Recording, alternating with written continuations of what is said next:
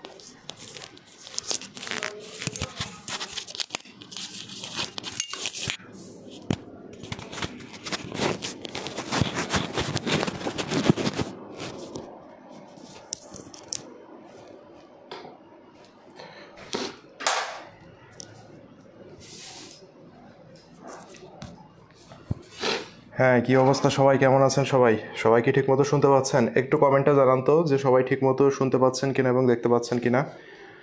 হ্যাঁ, ওয়ালাইকুম আসসালাম। হ্যাঁ, আদাব। হ্যাঁ, ওকে, আশা করি সবাই খুব ভালো আছেন। সবাই কি ঠিকমতো শুনতে পাচ্ছেন এবং দেখতে পাচ্ছেন? একটু কমেন্টে জানাবেন, ঠিক আছে, যে ঠিকমতো শোনা যাচ্ছে কিনা এবং দেখা যাচ্ছে কিনা। ওকে, একটু আমাকে কমেন্ট করে জানান তো সবাই যে ঠিকমতো শুনতে পাচ্ছেন কিনা এবং দেখতে পাচ্ছেন কিনা এবং দেখা যাচ্ছে কিনা। আচ্ছা, আমার মনে হয় সব কিছু ক্লিয়ার আছে, তাই না? ওকে, ঠিক আছে ভাইয়া, আশা করি সবাই সাউন্ড ক্লিয়ার ভাইয়া। ওকে, ভেরি গুড, অল ক্লিয়ার। আচ্ছা, তাহলে ঈদের পরে অনেকদিন পর আজকে ক্লাসে, তাই না?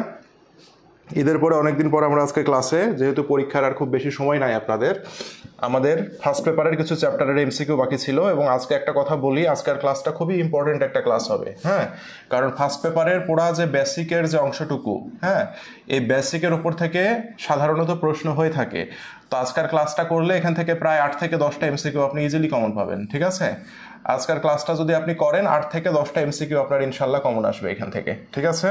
তো সেই জায়গা থেকে আমি বলবো ক্লাসটা অবশ্যই সবাইকে মনোযোগ দিয়ে করতে হবে। আর যেহেতু ফ্রি ক্লাস হচ্ছে, সবাইকে একটু অনুরোধ করব, সবাই একটু লাইভটা একটু শেয়ার করে দিবেন ভাইয়া, ঠিক আছে? লাইভটা সবাই একটু শেয়ার এবং বন্ধুদেরকে একটু মেনশন করে দেন কষ্ট করে। জাস্ট একবারই বলবো প্রথমে, দেন আমরা একটানা ক্লাস শুরু করে দেব, ঠিক আছে? শুক্রবারের দিন বেশি সময় নষ্ট করব না, ওকে? শুক্রবারের দিন বেশি সময় নষ্ট করব না। তো সেই কারণে যেটা বলবো সেটা হচ্ছে সবাই একটু লাইভটা একটু শেয়ার করে দেন এবং মেনশন করে দেন, বেশি না, একটা শেয়ার করবেন আর একটা মেনশন করবেন বন্ধুদেরকে, ঠিক আছে? তাহলে হয়ে যাবে, আর কিচ্ছু লাগবে না। দেন আমরা ইনশাল্লাহ ক্লাস শুরু করব। ক্লাসটা অনেক গুরুত্বপূর্ণ, একটু খাতা নিয়ে বসবেন। পরীক্ষার আগের দিন এই স্লাইডটা, অ্যাকাউন্টিং প্রথম পরীক্ষার মানে প্রথম পত্র পরীক্ষার দিন এই স্লাইডটা আর এই খাতাটা সুন্দর করে দেখে যাবেন, যেহেতু সময় কম, একদিন ছুটি, তাই না? তো এখান থেকে দেখবেন যে আপনার মোটামুটি একটা এমসিকিউ এর প্রিপারেশন হয়ে গেছে, ঠিক আছে ভাইয়া? তো সবাইকে একটু বলবো যে একটু শেয়ার এবং মেনশন করে দেন, যারা শেয়ার করে দিয়েছেন একটু ডান লিখে দেন, ঠিক আছে? শেয়ার এবং মেনশন যারা করেছেন তারা একটু কষ্ট করে ডান লিখে দেন, ঠিক আছে? আর কয়েকজন আসলে আমরা ক্লাস শুরু করব, ঠিক আছে? আচ্ছা, ভেরি গুড, অনেকে শেয়ার করে দিচ্ছে। হ্যাঁ, ওয়ালাইকুম আসসালাম। অনেকে দেখছি শেয়ার করে দিচ্ছে। আবু সাইদ বলছে ডান, মারিয়া আক্তার স্মৃতি বলছে ডান, মুন্নি আক্তার বলছে শেয়ার ডান ভাইয়া, শাহিন হাসান মেনশন করেছে, রাকিব আছে, যাদব পাল আছে, পারভিন আক্তার সালাম দিয়েছে। হ্যাঁ, ওয়ালাইকুম আসসালাম ভাইয়া। তাহলে সবাই একটু শেয়ার এবং মেনশন করে দেন। হ্যাঁ, 200 জন হলে আমরা ইনশাল্লাহ ক্লাসটা শুরু করব এবং অনেক গুরুত্বপূর্ণ একটা ক্লাস হতে যাচ্ছে আজকে। ওকে, এই জিনিসটা আমাদেরকে একটু মনে রাখতে হবে ভাইয়া, ক্লাসটা কিন্তু আজকে আমাদের জন্য অনেক গুরুত্বপূর্ণ হতে যাচ্ছে, ঠিক আছে? কারণ এখানে আপনাদের যত বেসিকের সমস্যা প্রথম পত্রে ইনশাল্লাহ ক্লিয়ার হবে। সেই সাথে সাথে আমি এতটুকু গ্যারেন্টি দিচ্ছি, সেটা হচ্ছে ভাইয়া আপনাদের আজকে এখান থেকে যে এমসিকিউ এর যে প্রবলেমগুলো আছে এই প্রবলেমগুলো ইনশাল্লাহ দূর হয়ে যাবে। ওকে ভাইয়া, সবাই একটু 200 জন হলে ইনশাল্লাহ আমরা ক্লাস শুরু করে দেবো, ঠিক আছে? কতজন হয়েছে? 180 জন হয়েছে। 200 জন করে দেন একটু সবাই, সবাইকে ডেকে নেন বন্ধুদেরকে, কারণ আমি একবার ক্লাস শুরু করলে আর শেয়ার মেনশনের কথা বলি না। 200 জন না হলে আসলে ক্লাস করলে কেমন লাগে, তাই না? একটু 200 জন করে দেন তো দেখি সবাই। হ্যাঁ, ঈদ মোবারক। ঈদ মোবারক চলছে এখনো? আপনাদের তো ঈদ মোবারক শুরুর আগে শেষ হয়ে গেছে। চৈতি রয় বলছে আসসালামু আলাইকুম। হ্যাঁ, ওয়ালাইকুম আসসালাম ভাইয়া। আচ্ছা, সবাই একটু শেয়ার টেয়ার করে দেন বন্ধুদেরকে। 200 জন চলে আসুক, আমরা ক্লাস শুরু করি। অবশ্যই অবশ্যই সবাই খাতা কলম নিয়ে বসবেন ক্লাসে, ঠিক আছে? যেই জিনিসগুলো আমি একটু নোট করে নিতে বলবো বা বোর্ডে যে জিনিসগুলো আমি একটু লিখে দেবো আপনাদের জন্য, সেই জিনিসগুলো অবশ্যই আপনাদেরকে একটু নোট ডাউন করে নিতে হবে ভাইয়া, ঠিক আছে? তাহলে বোর্ডে আমি যে জিনিসগুলো লিখছি সেই জিনিসগুলো অবশ্যই নোট ডাউন করে নেবেন। সেই সাথে সাথে স্লাইডের সাথে আজকে আমি উত্তরও দিয়ে দিয়েছি, ওকে? যাতে করে আপনাদের বাসায় খুব সুন্দর মতো মানে বুঝতে পারেন। ওকে, 8 দিন কিভাবে পড়বো সব সাবজেক্ট? আচ্ছা ঠিক আছে ভাইয়া, বলছি, আগে শেষ করি এটা, তো আমরা ক্লাসে চলে যাই, ঠিক আছে? দেখেন আমাদের যে প্রথম পত্রের একবারে প্রথম থেকে শুরু করি, ঠিক আছে? কি ব্যাপার, কাজ করে না কেন? দেখেন প্রথমে যে এমসিকিউটা দিয়েছে আমাদের, সেই এমসিকিউতে কি বলেছে? হিসাব বিজ্ঞানের মূল ভিত্তি কোনটি, তাই না? তো একটা জিনিস মনে রাখবেন, দেখেন এই প্রশ্নটা কতবার আসছে, অনেকগুলো বোর্ডে এসেছে, তাই না ভাইয়া? একটা জিনিস মনে রাখবেন, হিসাব বিজ্ঞানের মূল ভিত্তি অ্যাকচুয়ালি কি, ঠিক আছে? হিসাব বিজ্ঞানের মূল ভিত্তি কিন্তু দুতরফা দাখিলা পদ্ধতি। কি ভাইয়া? দুতরফা দাখিলা পদ্ধতি, ঠিক আছে? এই দুতরফা দাখিলা পদ্ধতিকে হিসাব বিজ্ঞানের মূল ভিত্তি বলা হয়ে থাকে। কিন্তু ভাইয়া অপশনে দেখেন তো দুতরফা দাখিলা পদ্ধতি আছে? দুতরফা দাখিলা পদ্ধতি কি আমরা অপশনে দেখতে পাচ্ছি ভাইয়া? অপশনে আমরা দুতরফা দাখিলা পদ্ধতি দেখতে পাচ্ছি না। তাহলে এখন অপশনে যে জিনিসগুলো আছে এখান থেকে আমরা একটু চিন্তা করি যে অ্যাকচুয়ালি কোনটা অ্যাকাউন্টিং এর ভিত্তি, কোনটা ছাড়া আসলে হিসাব বিজ্ঞান হবে না। তাহলে আমরা এখান থেকে দেখতে পাই লেনদেন, লেনদেন ছাড়া হিসাব বিজ্ঞান কি অসম্পূর্ণ বা হওয়া সম্ভব না। সেই কারণে আমরা এখানে মূল ভিত্তি বলে উত্তর করছি কি লেনদেন। কিন্তু অপশনে যদি আমরা দুতরফা দাখিলা পদ্ধতি দেখতে পাই তাহলে কিন্তু উত্তর করতে হবে দুতরফা দাখিলা পদ্ধতি। সবাই কি বুঝতে পেরেছেন ভাইয়া? বলেন তো, আমি যে জিনিসটা বললাম এটা কি সবার ক্লিয়ার হয়েছে? বলেন একটু, সবাই বলেন, সবাই কি বুঝতে পেরেছেন? সবাই কি আমার কথা বুঝতে পেরেছেন? না, এখন খেলা দেখার সময় নাই, 200 জন পার হয়ে গেছে, দ্যাট মিনস আপনারা পড়াশোনা করতে আগ্রহী। ওকে, এটাই প্রুভ হইলো এখানে, ক্লিয়ার ভাইয়া? তাহলে আমরা জানি হিসাব বিজ্ঞানের মূল ভিত্তি বলা হয় অ্যাকচুয়ালি দুতরফা দাখিলা পদ্ধতিকে। তো দুতরফা দাখিলা পদ্ধতি যেহেতু অপশনে নাই, তাহলে অপশনে যেগুলো আছে সেখান থেকে অ্যাকচুয়ালি কোনটা হিসাব বিজ্ঞানের জন্য গুরুত্বপূর্ণ সবচেয়ে বেশি? তো আমরা দেখতে পাচ্ছি লেনদেন। লেনদেন না হলে কি জাবেদা হবে? হবে না। লেনদেন না থাকলে কি হিসাব হতে পারে? হবে না। আর ঘটনা তো হওয়ার প্রশ্নই আসে না, তাই না? তো সেই জায়গা থেকে আমরা কি বলবো? আমরা উত্তর করব লেনদেন। আশা করি সবাই ক্লিয়ার হয়েছেন। আর অপশনে যদি দুতরফা দাখিলা পদ্ধতি থাকে তাহলে অবশ্যই উত্তর হবে দুতরফা দাখিলা পদ্ধতি। ওকে ভাইয়া? ওকে, নেক্সটে যাই। তাহলে এই প্রশ্নটা কিন্তু একটু ক্রিটিক্যাল ছিল। নেক্সটে যাই। নেক্সটে আমাদের কি বলছে দেখি। দেখেন, প্রদেয় হিসাবের টাকা পরিশোধ করলে হিসাব সমীকরণের প্রভাব কি? প্রদেয় হিসাবে টাকা পরিশোধ করছেন, তাই না? তাহলে প্রদেয় হিসাব একটি হিসাব আসবে। কি পরিশোধ করছেন? টাকা পরিশোধ করছেন, তাহলে নগদান একটি হিসাব আসবে। তাহলে প্রদেয় হিসাব কি হিসাব ভাইয়া? দায় হিসাব। তাহলে দায় হিসাবের টাকা যখন পরিশোধ করে দিবেন, দায় কি হয়ে যাবে? হ্রাস পেয়ে যাবে। আর কি দিয়ে পরিশোধ করছেন? নগদান। কি হিসাব? সম্পদ হিসাব। তাহলে সম্পদও কি হয়ে যাবে? কমে যাবে। তাহলে উত্তর কি হবে ভাইয়া? দায় হ্রাস, সম্পদ হ্রাস, বা আমরা বলতে পারি প্রদেয় হিসাব হ্রাস এবং সম্পদ হ্রাস। দেখি তো অপশনে কি আছে। এই প্রশ্নটা আপনাদের কতবার এসেছে দেখেন তো ভাইয়া? এই প্রশ্নটা কতবার এসেছে? হ্যাঁ, আলহামদুলিল্লাহ, ভালো। এখানে দেখেন কতবার এসেছে। তাহলে কি সম্পদ বৃদ্ধি দায় হ্রাস? না, সম্পদ বৃদ্ধি না। সম্পদ হ্রাস দায় হ্রাস? ইয়েস, সম্পদ হ্রাস এবং দায় হ্রাস। উত্তর হবে কত? উত্তর হবে তাহলে ভাইয়া খ নাম্বার, তাই না? এই প্রশ্নটা কিন্তু আমাদের অনেকবার এসেছে। উত্তর হচ্ছে খ। আশা করি সবাই বুঝতে পেরেছি আমরা। ওকে, দেখেন হিসাব সমীকরণের ম্যাথ।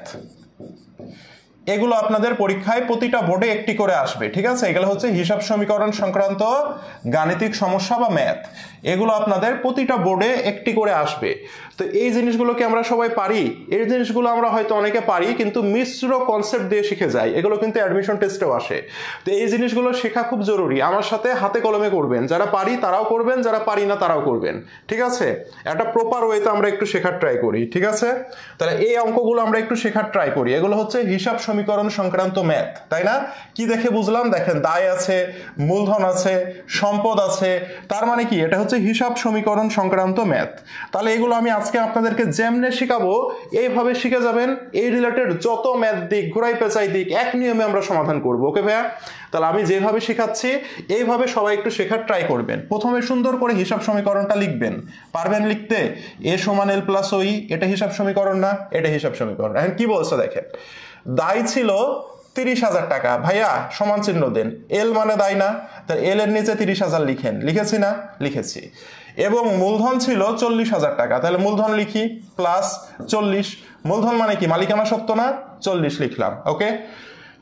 এখন দেখেন দায় বলে দিয়েছে, মূলধন বলে দিয়েছে, তাহলে সম্পদ কত টাকা হবে? সম্পদের কথা কিন্তু কিচ্ছু বলেনি, তাহলে দুইটা মান দিল, সম্পদ কি বের করে নিতে হবে আমাদেরকে, তাহলে আমরা একটু বের করে নিই। ভাইয়া বলেন তো, দায় 30,000, মূলধন 40,000, তাহলে সম্পদ কত হবে?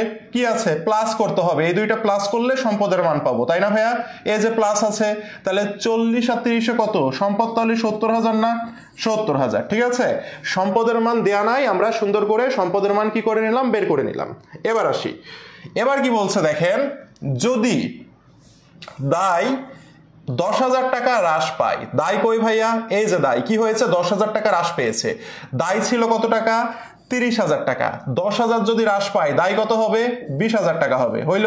প্লাস সম্পদ 10,000 টাকা বৃদ্ধি পায়, সম্পদ ছিল কত? 70, 10,000 যদি বৃদ্ধি পায় কত হবে?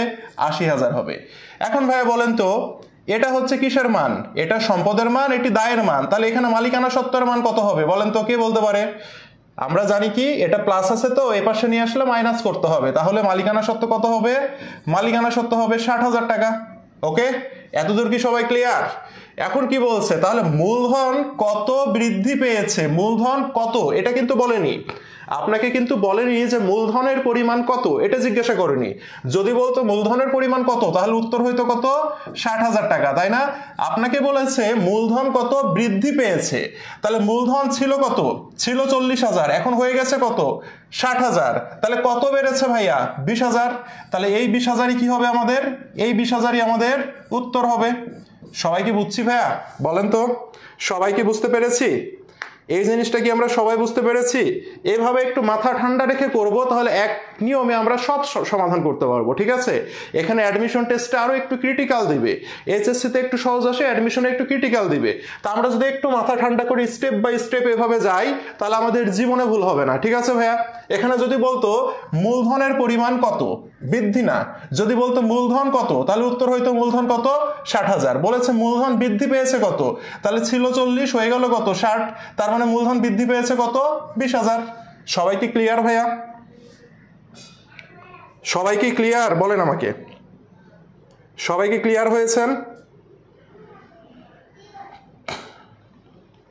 আবার এটা বুঝিনি, আর একটু বুঝাই দেন ভাই। দেখেন হিসাব সমীকরণ প্লাস মাইনাস পারেন? এই যে এই প্লাস মাইনাস কি পারেন? আপনাকে যদি বলে সম্পদ কত, তাহলে কি বলবেন? সম্পদ মানে হচ্ছে এল প্লাস ওই করলে আমরা সম্পদের মান পাবো, তাই না?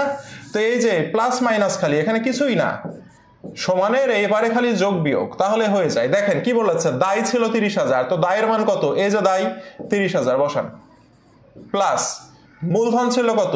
40,000, তাহলে দায় আর মূলধনের মান দিয়েছে, তাহলে সম্পদ কত? সম্পদের মান বের করতে হবে না? সমীকরণের তো দুই পাশে মিলাইতে হবে, না হলে হবে? নাহলে তো হবে না। তাহলে দেখেন 30 আর 40 কত হয়? 70, সম্পদ 70, ক্লিয়ার? এখন কি বলছে, যদি দায় 10,000 টাকা হ্রাস পায়, দায় কই? এই যে দায় 10,000 টাকা হ্রাস পেলে হবে কত? এখন 20,000 হবে।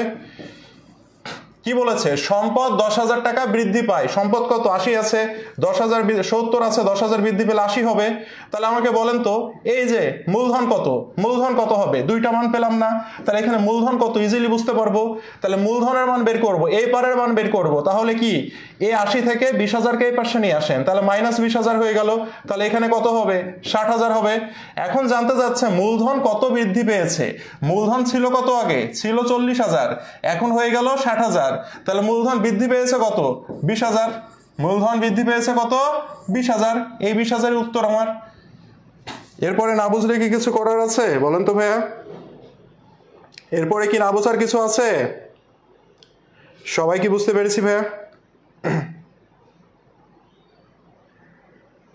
হ্যাঁ সবাই কি ক্লিয়ার বলেন সবাই ক্লিয়ার কিনা তো এই হিসাব সমীকরণ রিলেটেড ম্যাথ আমাদের প্রতিটা বোর্ডে একটা করে থাকবে আমি আগেই বলে দিলাম সবাইকে বুঝতে হবে ঠিক আছে মূলধন 20,000 টাকা বৃদ্ধি পেল কেন মূলধন কি বৃদ্ধি পাবে না এমন কোনো শর্ত আছে মূলধন যে বৃদ্ধি পাবে না এমন কোনো শর্ত আছে মূলধন কেন বৃদ্ধি পাবে না ব্যবসা ভালো হয়েছে লাভ হয়েছে মূলধন বৃদ্ধি পেয়েছে তো প্রবলেম কি অযথা প্রশ্ন না করে যেটা লজিক্যাল জিনিস তার মধ্যে আসেন মূলধন কেন বৃদ্ধি পেল হিসাব বিজ্ঞান আমরা কেন পড়ছি তাই না ঘটনা হইলে এমন হিসাব বিজ্ঞান পড়তে এসেছেন এসে বলছেন হিসাব বিজ্ঞান কেন পড়ছি তাহলে তো সমস্যা দেখেন হিসাব বছরের শুরুতে ব্যবসায়ের সম্পত্তির পরিমাণ ছিল 900 টাকা স্বত্বাধিকারের পরিমাণ ছিল 818 টাকা তার মানে ওই যে হিসাব সমীকরণের ম্যাথ a = l + ওই ওকে ভাইয়া শুরুতে সম্পত্তি ছিল 900 টাকা তাহলে সম্পত্তি লিখেন 900 টাকা লিখলাম স্বত্বাধিকার মানে কি স্বত্বাধিকার মানে মালিকানা সত্ত্ব না ভাইয়া স্বত্বাধিকার মানে কি মালিকানা সত্ত্ব না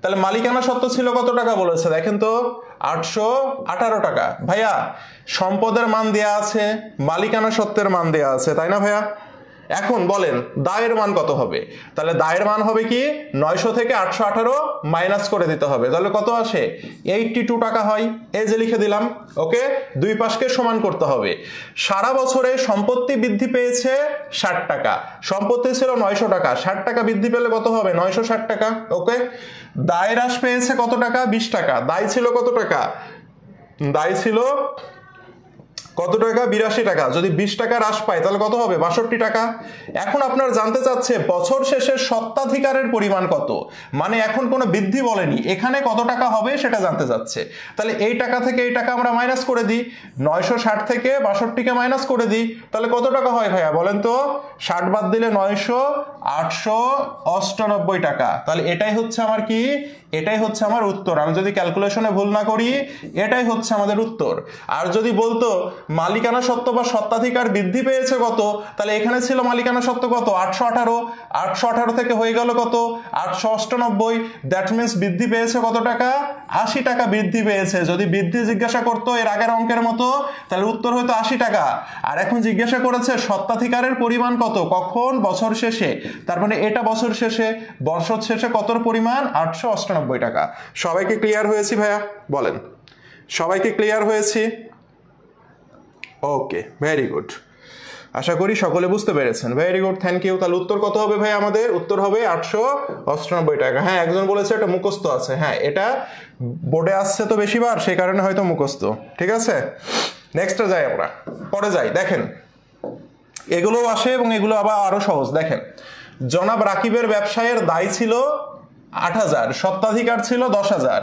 মোট সম্পত্তির পরিমাণ কত তো এগুলো আবার অনেকে মুখে মুখে করতে যাই মুখে মুখে করলে বুঝলে ভালো কিন্তু আমি বলবো একটু খাতায় লিখে করেন তাহলে প্লাস মাইনাস রিলেটেড ভুলগুলো আপনাদের হবে না ঠিক আছে তো সেই কারণে যেটা করব আমরা a = l + ওই লিখে নেন তাহলে এবার খুবই সহজ দেখেন কোনো হ্রাস বৃদ্ধির কথা কিছু বলেনি দেখেন কি বলেছে ব্যবসায়ের দায় ছিল কত টাকা 8,000 টাকা মালিকানা স্বত্বাধিকার মানে মালিকানা সত্ত্ব ছিল কত টাকা 10,000 টাকা এখন আপনাকে জিজ্ঞাসা করছে সম্পত্তির পরিমাণ কত তাহলে এই যে সম্পত্তি এখানে বসবে তাহলে 8,000 প্লাস কি 10,000 সমান কত 18,000 তাহলে সম্পত্তির পরিমাণ কত ভাইয়া 18,000 টাকা এর চেয়ে সহজ জিনিস আছে কিছু বলেন এর চেয়ে সহজ জিনিস কিছু আছে এটা অনেক সহজ তাই না দিনাজপুর বোর্ড 17 না শুধু এই অঙ্ক আরো অনেকবার আসছে তাহলে এটা কিন্তু অনেক সহজ একটা প্রশ্ন আমরা দেখতে পেলাম তাই না ভাইয়া এটা অনেক সহজ নেক্সটে যাই আমরা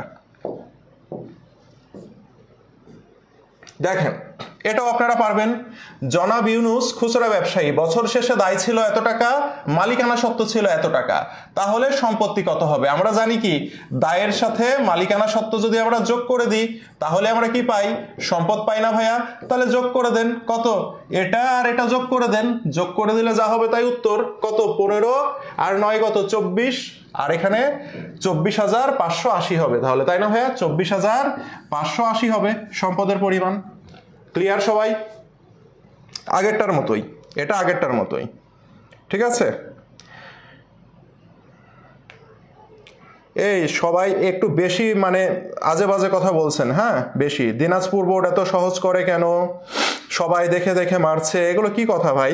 নিজের পড়ায় মনোযোগ দেন, হ্যাঁ। অপরকে সম্মান করতে শিখেন, নিজে সম্মান পাবেন, এই জিনিসটা একটু মাথায় রাখবেন, ঠিক আছে? যখন অন্যকে সম্মান করবেন তখন অন্যরা আপনাকে সম্মান করবে, এই জিনিসটা একটু মাথায় রাখতে হবে, ঠিক আছে? নিজের ডিউটি পালন করেন আর নিজে চুপ থাকেন, নিজে যত চুপ থাকবেন তত ভালো আপনার জন্য, ঠিক আছে? একটা জিনিস মাথায় রাখেন। দেখেন এটা আবার একটু জটিল, ঢাকা বোর্ড 16-র একটি প্রশ্ন দিয়েছে। দেখেন কি বলেছে, বছরের শুরুতে ব্যবসা প্রতিষ্ঠানে মোট সম্পদের পরিমাণ ছিল 12 লাখ টাকা। তাহলে সমীকরণ লিখি, এ সমান এল প্লাস ওই, তাহলে সম্পদ ছিল কত? 12 লাখ টাকা ভাইয়া। ওকে, সবাই খাতায় করেন। কি বলেছে? বহিদায় ছিল 7 লক্ষ টাকা। মনে রাখবেন এল, এল মানে কি? দায় না? এ দায় কিন্তু বহিদায়, ঠিক আছে? এল মানে হচ্ছে বহিদায়, ওকে? আর ওই মানে কি? ওই মানে হচ্ছে মালিকানা সত্ত্ব। মালিকানা সত্ত্বকে বলা হয় অন্তদায়। মনে থাকবে ভাইয়া? এটা মনে থাকবে, এটি হচ্ছে অন্তদায়। তাহলে দেখেন বহিদায় ছিল কত টাকা? 7 লাখ টাকা। তাহলে এখন আপনি বলেন তো ভাইয়া, এখানে যদি 12 লাখ টাকা সম্পদ হয়, দায় যদি 7 লাখ হয়, তাহলে মালিকানা সত্ত্ব কত হবে? 5 লাখ হবে না? 5 লাখ বসাই নেন। বছর শেষে মোট সম্পদ 2 লাখ টাকা বেড়ে গেল, তাহলে ছিল কত টাকা? 12 লাখ টাকা। 2 লাখ বেড়ে গেলে কত হবে? 14 লাখ হবে। লিখে দিলাম। মোট বহিদায় 1 লাখ টাকা কমে গেল, ছিল কত? 7 লাখ। 1 লাখ কমলে কত হবে? 6 লাখ হবে, তাই না? এখন জিজ্ঞাসা করছে সমাপনী মালিকানা সত্ত্ব কত হবে, তার মানে এখানে কত টাকা বসবে সেটা জানতে চাচ্ছে। তাহলে ভাই এই যে দেখেন 14 লাখ থেকে 6 লাখকে যদি আমি মাইনাস করি তাহলে কত হবে? 8 লাখ হবে। এই 8 লাখই হচ্ছে আমার কি? সমাপনী মালিকানা সত্ত্ব। ক্লিয়ার ভাইয়া? সবাইকে ক্লিয়ার বলেন? সবাই কি বুঝতে পেরেছে কিনা ভাইয়া? সবাই কি বুঝতে পেরেছি? উত্তর হবে কত? উত্তর হবে আমাদের 8 লক্ষ টাকা। সবাই ক্লিয়ার হতে পেরেছি? এই অঙ্ক আর কারো ভুল যাবে? বলেন।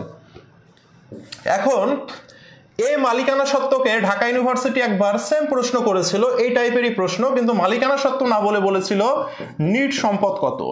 মনে রাখবেন নিট সম্পদ মানে কিন্তু মালিকানা সত্ত্ব। ক্লিয়ার? নিট সম্পদ মানে মালিকানা সত্ত্ব। সত্ত্বাধিকার, সত্ত্বাধিকার মানে মালিকানা সত্ত্ব। ভাইয়া অন্তদায়, অন্তদায় মানে মালিকানা সত্ত্ব। মনে রাখতে হবে, এই নামগুলো আপনাকে মনে রাখতে হবে। সবাই কি বুঝছি ভাইয়া?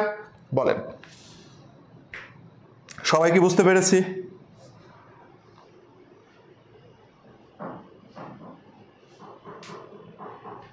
হ্যাঁ, নিট সম্পদ, হ্যাঁ নিট সম্পদ মালিকানা সত্ত্ব।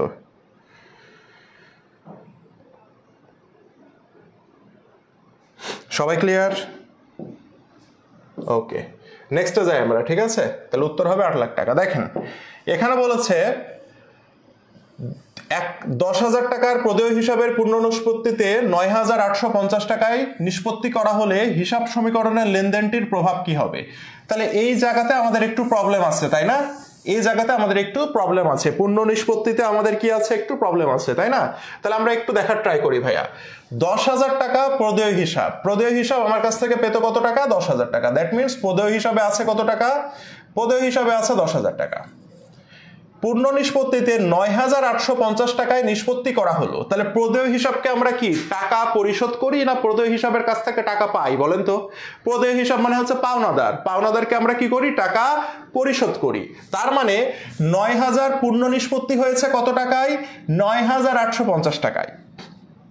তার মানে নগদান হিসাব আমাকে কি করতে হবে? প্রদান করতে হবে 9,850 টাকা। ওকে ভাইয়া? তাহলে পাওনাদার পাইতো 10,000, দিলাম 9,850 টাকা।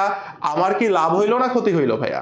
আপনার বন্ধু আপনার কাছে পায় 10,000 টাকা, আপনাকে 10,000 দিতে হতো, কিন্তু বন্ধু আপনাকে নিষ্পত্তি করে বললো যে তুমি 9,850 টাকা দাও, তাহলে আপনার লাভ হলো না ক্ষতি হলো? বলেন তো ভাইয়া? আপনার কি হয়েছে, লাভ হয়েছে না ক্ষতি হয়েছে বলেন? আপনার এখানে কি হয়েছে, লাভ হয়েছে, তাই না? কম টাকা দিতে হচ্ছে, তার মানে এটা হচ্ছে আপনার কি ভাইয়া, প্রাপ্ত বাট্টা। তাহলে প্রাপ্ত বাট্টা কত হবে, এই যে 150 টাকা। তাহলে প্রদেয় হিসাবকে যখন আপনি টাকা পরিশোধ করে দিচ্ছেন, প্রদেয় হিসাব কি হয়ে যাবে, কমে যাবে। নগদ টাকা পরিশোধ করে দিচ্ছেন, সেজন্য সম্পদ কি হবে, কমে যাবে। আর প্রাপ্ত বাট্টা হচ্ছে আয় হিসাব, আয় হইলে কি হয়, মালিকানা সত্ত্ব বেড়ে যায়। তাহলে এই হচ্ছে আমার সমীকরণের পরিবর্তন। এখন আমি মিলাই, দেখেন তো, সম্পত্তি হ্রাস পাবে, এই যে নগদান হিসাব কি সম্পদ না, হ্রাস পেয়েছে না ভাইয়া, এটা উত্তর। প্রদেয় হিসাব কি হয়েছে, মাইনাস হয়েছে, তাহলে দায় হ্রাস পাবে। প্রদেয় হিসাব কি হিসাব, দায় হিসাব না ভাইয়া, এটাও রাইট। প্রাপ্ত বাট্টা কি হয়েছে, মালিকানা সত্ত্ব বেড়েছে, এখানে কি বলছে, মালিকানা সত্ত্ব হ্রাস পাবে, তার মানে এটা হবে না, কারণ মালিকানা সত্ত্ব বেড়েছে। তাহলে এখানে উত্তর হবে কি, উত্তর হবে 1 ও 2। সবাই ক্লিয়ার ভাইয়া, বলেন তো? উত্তর হবে 1 ও 2। ক্লিয়ার সবাই? ওকে, আশা করি আমরা সবাই বুঝতে পেরেছি, তাই না? এটা হচ্ছে নগদ বাট্টা সংক্রান্ত যে লেনদেন সেটা, এটা হচ্ছে নগদ বাট্টা সংক্রান্ত লেনদেন সেটা, ঠিক আছে? একজন টিচারের প্রশংসা করতে যে আরেকজন টিচারের বদনাম না করি, কে বদনাম করছে এখানে, কার, এখানে কে কারো বদনাম করছে? কেউ কারো বদনাম করবেন না, ঠিক আছে? কোনো টিচারের বদনাম যেন না করা হয় এখানে, ওকে? এটা মাথায় রাখবেন। সবাই ক্লাস করেন, কারো সুনামও করার দরকার নাই, বদনামও করার দরকার নাই, সবাই শিখতে আসছে, একটু শেখার ট্রাই করি, ঠিক আছে? কে কার বদনাম করেছেন অ্যাকচুয়ালি আমি দেখিনি, কিন্তু কেউ কারো বদনাম করেন না, এটা নিয়ে আর কারো কথাও বলেন না, ঠিক আছে? কেউ কোনো টিচারের বদনাম করেন না, ওকে? এটা কখনো করবেন না। তাহলে এটা সবাই বুঝতে পেরেছি ভাইয়া? এটা একেবারে যারা জাবেদা পারে, যাদের বেসিক ক্লিয়ার, তারা ইজিলি পারবে। তারপরে অনেকের সমস্যা, সে কারণে আমি একটু ভেঙে চুরে বোঝাইলাম, ওকে? তাহলে প্রদেয় হিসাবের কি করেছে, প্রদেয় হিসাবের আমি আবার বলি, প্রদেয় হিসাবের পূর্ণ নিষ্পত্তি হয়েছে। তো প্রদেয় হিসাবের পূর্ণ নিষ্পত্তি মানে কি, প্রদেয় হিসাবকে টাকা পরিশোধ করেছেন, এখন কত টাকায় পূর্ণ নিষ্পত্তি হয়েছে, 9850। দ্যাট মিনস আপনি 9850 টাকা নগদ প্রদান করেছেন। নগদ প্রদান করলে কি হয়, কমে যায়। প্রদেয় হিসাবকে প্রদান করলে প্রদেয় হিসাবও কমে যায়। আর প্রদান করতে হতো 10,000, কিন্তু আপনি করলেন কত টাকা, 9850 টাকা। তার মানে কি 150 টাকা আপনার লাভ হইল না, এখানে দিতে হইল না। তার মানে এটা আপনাকে কি বলি আমরা, প্রাপ্ত বাট্টা বলি। এই প্রাপ্ত বাট্টার ফলে কি হয়, এটি আয় হিসাব। দ্যাট মিনস আমাদের আয় বৃদ্ধি পায়, মালিকানা সত্ত্ব বৃদ্ধি পায়।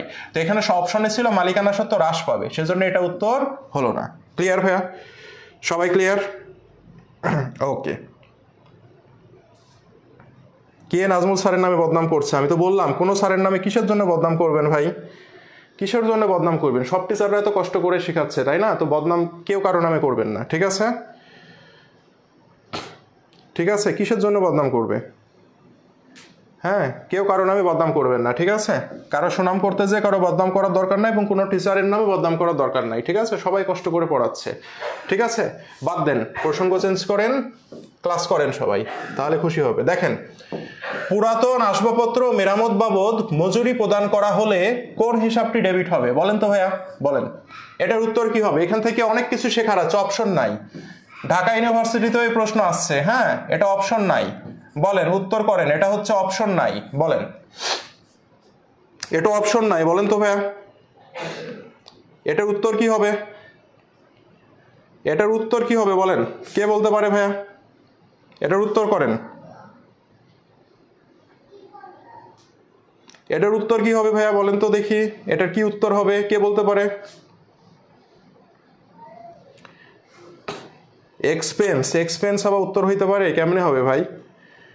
মেরামত হিসাব, আসবাবপত্র হিসাব, আসবাবপত্র হিসাব, মেরামত হিসাব। দেখেন কনসেপ্টে আমাদের কত ঝামেলা, দেখছেন? 2 রকম উত্তর আসছে। দ্যাট মিনস আপনাদের মধ্যে কনসেপ্টে ঝামেলা আছে, তাই না ভাইয়া? কে বলছে মজুরি, কেউ বলছে আসবাবপত্র, কেউ বলছে মেরামত। দ্যাট মিনস আপনাদের মাঝে কি আছে, কনসেপ্টে ঝামেলা আছে, তাই না ভাইয়া? তার মানে এখানে আপনাদের কি হইলো, ঝামেলা হয়ে গেল একটা। খুব ভালো মতো শোনেন আমার কনসেপ্ট, ঠিক আছে?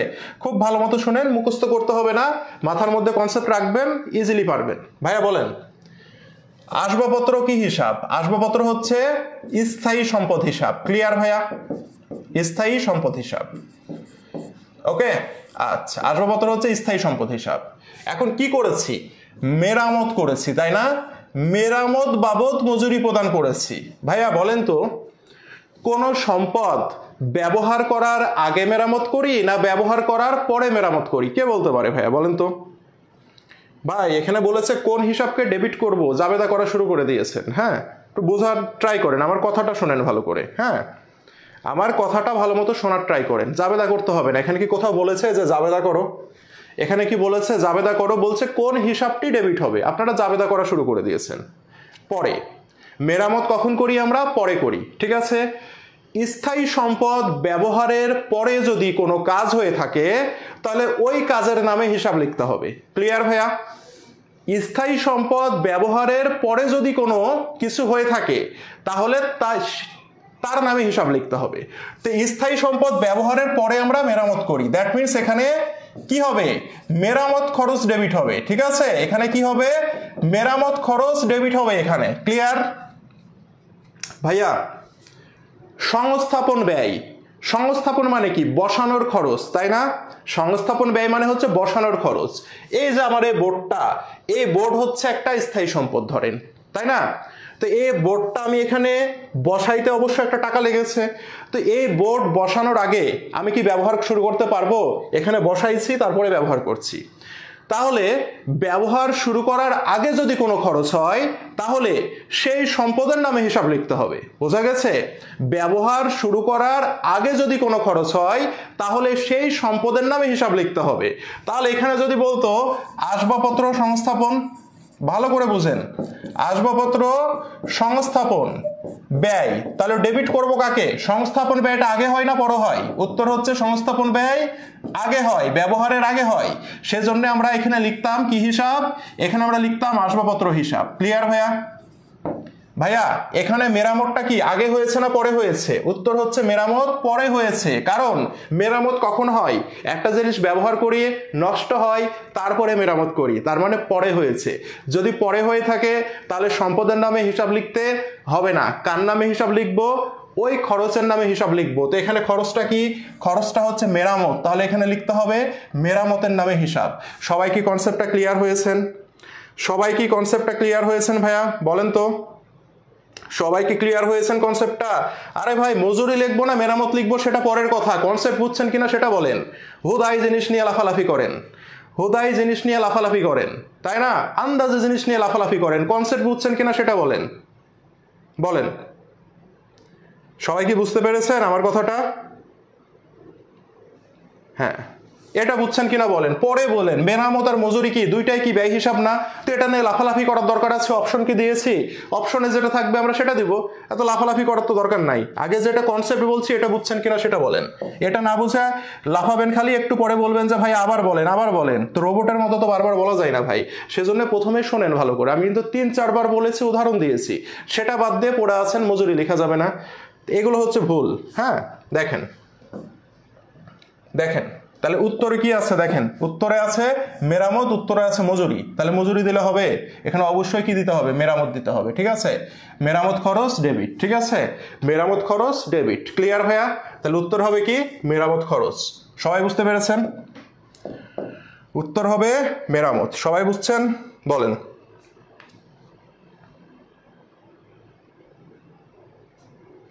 সবাই কি বুঝছেন? বলেন তো। ওকে,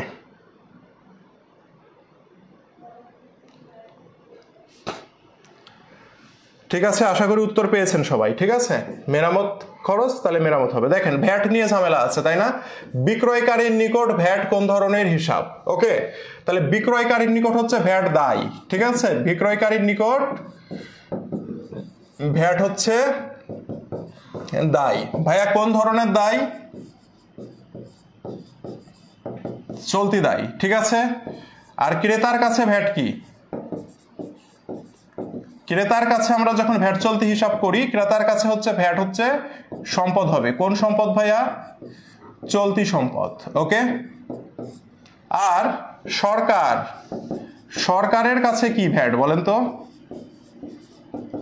সরকারের কাছে ভ্যাট হচ্ছে আয়। হ্যাঁ, সরকারের আয়ের প্রধান উৎস বলা যায় এই ভ্যাটকে। ঠিক আছে, তাহলে এই জিনিসটা একটু মাথায় রাখতে হবে। ঠিক আছে ভাইয়া, এই জিনিসটা একটু মাথায় রাখতে হবে। ক্লিয়ার? তাহলে এটা উত্তর কি হবে আমাদের বলেন তো? এটার উত্তর আমাদের হবে বিক্রয়কারীর কাছে। তাহলে বিক্রয়কারীর কাছে ভ্যাট হচ্ছে দায়। ওকে, নেক্সটে যাই। দেখেন কি বলেছে, কোনটির ফলে সত্ত্বাধিকার বৃদ্ধি পায়? সত্ত্বাধিকার মানে কি? সত্ত্বাধিকার মানে হচ্ছে মালিকানা সত্ত্ব, তাই না ভাইয়া? সত্ত্বাধিকার মানে হচ্ছে মালিকানা সত্ত্ব। তো মালিকানা সত্ত্ব সমান আমরা কি জানি? মূলধন প্লাস আয় মাইনাস ব্যয় মাইনাস উত্তোলন। ভাইয়া মাইনাস আছে দুইটা জিনিসের সামনে, ব্যয় আর উত্তোলন। দ্যাট মিনস ব্যয় এবং উত্তোলন মালিকানা সত্ত্বকে কি করে? কমিয়ে দেয়। আর মূলধন এবং আয় কি করে? মালিকানা সত্ত্বকে বৃদ্ধি করে। জানতে চেয়েছে বৃদ্ধি করে কোনটি, তাহলে বৃদ্ধি করবে হচ্ছে মূলধন এবং আয়। তাহলে একটু দেখি, বেতন প্রদান। ভাইয়া বেতন কি হিসাব? ব্যয় হিসাব। তো ব্যয় কি করে? হ্রাস করে, এটা উত্তর হবে না। আসবাবপত্রের অবচয়। ভাইয়া অবচয় কি হিসাব? ব্যয় হিসাব। মালিকানা সত্ত্বকে হ্রাস করে, হবে না। ঋণ গ্রহণের সুদ। ভাইয়া ঋণের সুদ কি হিসাব? ব্যয় হিসাব। মালিকানা সত্ত্বকে হ্রাস করে। বিনিয়োগের সুদ। ভাইয়া বিনিয়োগের সুদ কি হিসাব? বিনিয়োগের সুদ আয় হিসাব। আমরা জানি আয় কি করে? আয়ের আগে কি আছে? প্লাস আছে। দ্যাট মিনস এটা কি করবে? মালিকানা সত্ত্ব বা সত্ত্বাধিকারকে বৃদ্ধি করবে। তাহলে উত্তর কি হবে? উত্তর হবে 4 নাম্বার, অর্থাৎ ঘ। সবাই কি বুঝতে পেরেছি ভাইয়া? সবাই কি বুঝতে পেরেছি? সবাই বুঝতে পেরেছি? বলেন সবাই বুঝতে পেরেছি কিনা বলেন। ক্রেতার কাছে ভ্যাট বুঝিনি। ক্রেতার কাছে ভ্যাট না বুঝতে এটা আমার সাথে একটু সরাসরি আলাপ করতে হবে, ঠিক আছে? সে আলাপের সময় এখন নাই, 10 দিন পরে পরীক্ষা, ঠিক আছে? যখন অ্যাডমিশন পড়াবো তখন বুঝাই দেবো, ঠিক আছে? এখন সে আলাপের সময় নাই, যেটা বললাম এর মধ্যে কমন পাবেন, ঠিক আছে? 10 দিন পরীক্ষা, আপনি 2 বছরে বুঝেননি, তার মানে 10 দিনে বুঝে লাভ নাই, ঠিক আছে? এটা বুঝলে এটা একটু ডিটেল আমাকে চিত্র অঙ্কন করতে হবে, করে বোঝাইতে হবে, ঠিক আছে? সবাই বুঝছেন? অ্যাডমিশন যখন পড়বেন তখন ভাগ্যে থাকলে ইনশাল্লাহ আমরা পড়াশোনা করব। এখন আমি যে জিনিসগুলো বলবো একটু নোট ডাউন করবেন সবাই, ঠিক আছে? দেখেন, পুঞ্জীভূত অবচয় কোন জাতীয় হিসাব? কে বলতে পারে দেখি? এটার উত্তর কি হবে? দিনাজপুর বোর্ড 21-এ আসছে, দিনাজপুর বোর্ড 21-এ আসছে। অবচয়টা একটু বুঝিয়ে দিয়েন ভাই। অবচয় কি হিসাব? অবচয় ব্যয় হিসাব না? অবচয় ব্যয় হিসাব, বুঝানোর কি আছে? অবচয় জাবেদা করেন, অবচয় চ্যাপ্টারে জাবেদা শিখেননি? অবচয় ডেবিট, পুঞ্জীভূত অবচয় ক্রেডিট। অবচয় ডেবিট মানে কি? ব্যয় বৃদ্ধি পেল, ব্যয় বৃদ্ধি পেলে মালিকানা সত্ত্ব কমে যায়। ক্লিয়ার? ওকে, দেখেন তাহলে পুঞ্জীভূত অবচয় কি হিসাব? এটা ঢাকা ইউনিভার্সিটিতে না হলেও 12 থেকে 14 বার আসছে, আর সকল ইউনিভার্সিটি হিসাব করলে এই প্রশ্নটা 20 বারের বেশি আসছে। হ্যাঁ, এখন দেখেন, পুঞ্জীভূত অবচয় হচ্ছে একটি বিপরীত মালিকানা সত্ত্ব হিসাব। ওকে, নোট করে নেন, 2টা জিনিস বিপরীত মালিকানা সত্ত্ব হিসাব হয়, ঠিক আছে? কয়টা জিনিস? 2টা জিনিস বিপরীত মালিকানা সত্ত্ব হিসাব হয়, ঠিক আছে? সরি, বিপরীত সম্পদ হিসাব হয়। ওকে, বিপরীত সম্পদ। এই বিপরীত সম্পদ হবে শুধুমাত্র 2টি হিসাব, 2টি। নাম্বার 1 দেখতেই পাচ্ছেন, পুঞ্জীভূত অবচয়।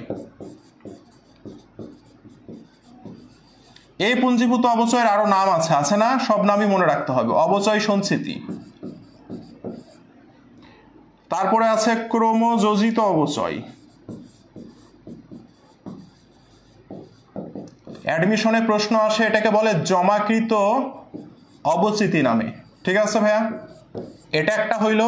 আরেকটা বলেছি না, আরেকটা আপনারা চিনেন, সেটা হচ্ছে অনাদায়ী পাওনা সঞ্চিতি। ওকে, তাহলে মনে রাখতে হবে পুঞ্জীভূত অবচয় এবং অনাদায়ী পাওনা সঞ্চিতি কি হিসাব? বিপরীত সম্পদ হিসাব। অনাদায়ী পাওনা সঞ্চিতি, এটার আরেকটা নাম আছে কি ভাইয়া? কুঋণ সঞ্চিতি। ক্লিয়ার? সন্দেহজনক পাওনা সঞ্চিতিও বলে। ক্লিয়ার ভাইয়া? তাহলে এই দুইটাকে আমরা কি বলবো? এই দুইটাকে আমরা বিপরীত সম্পদ বলবো। একটু নোট করে রাখেন, ঠিক আছে? সবাই কি বুঝতে পেরেছেন?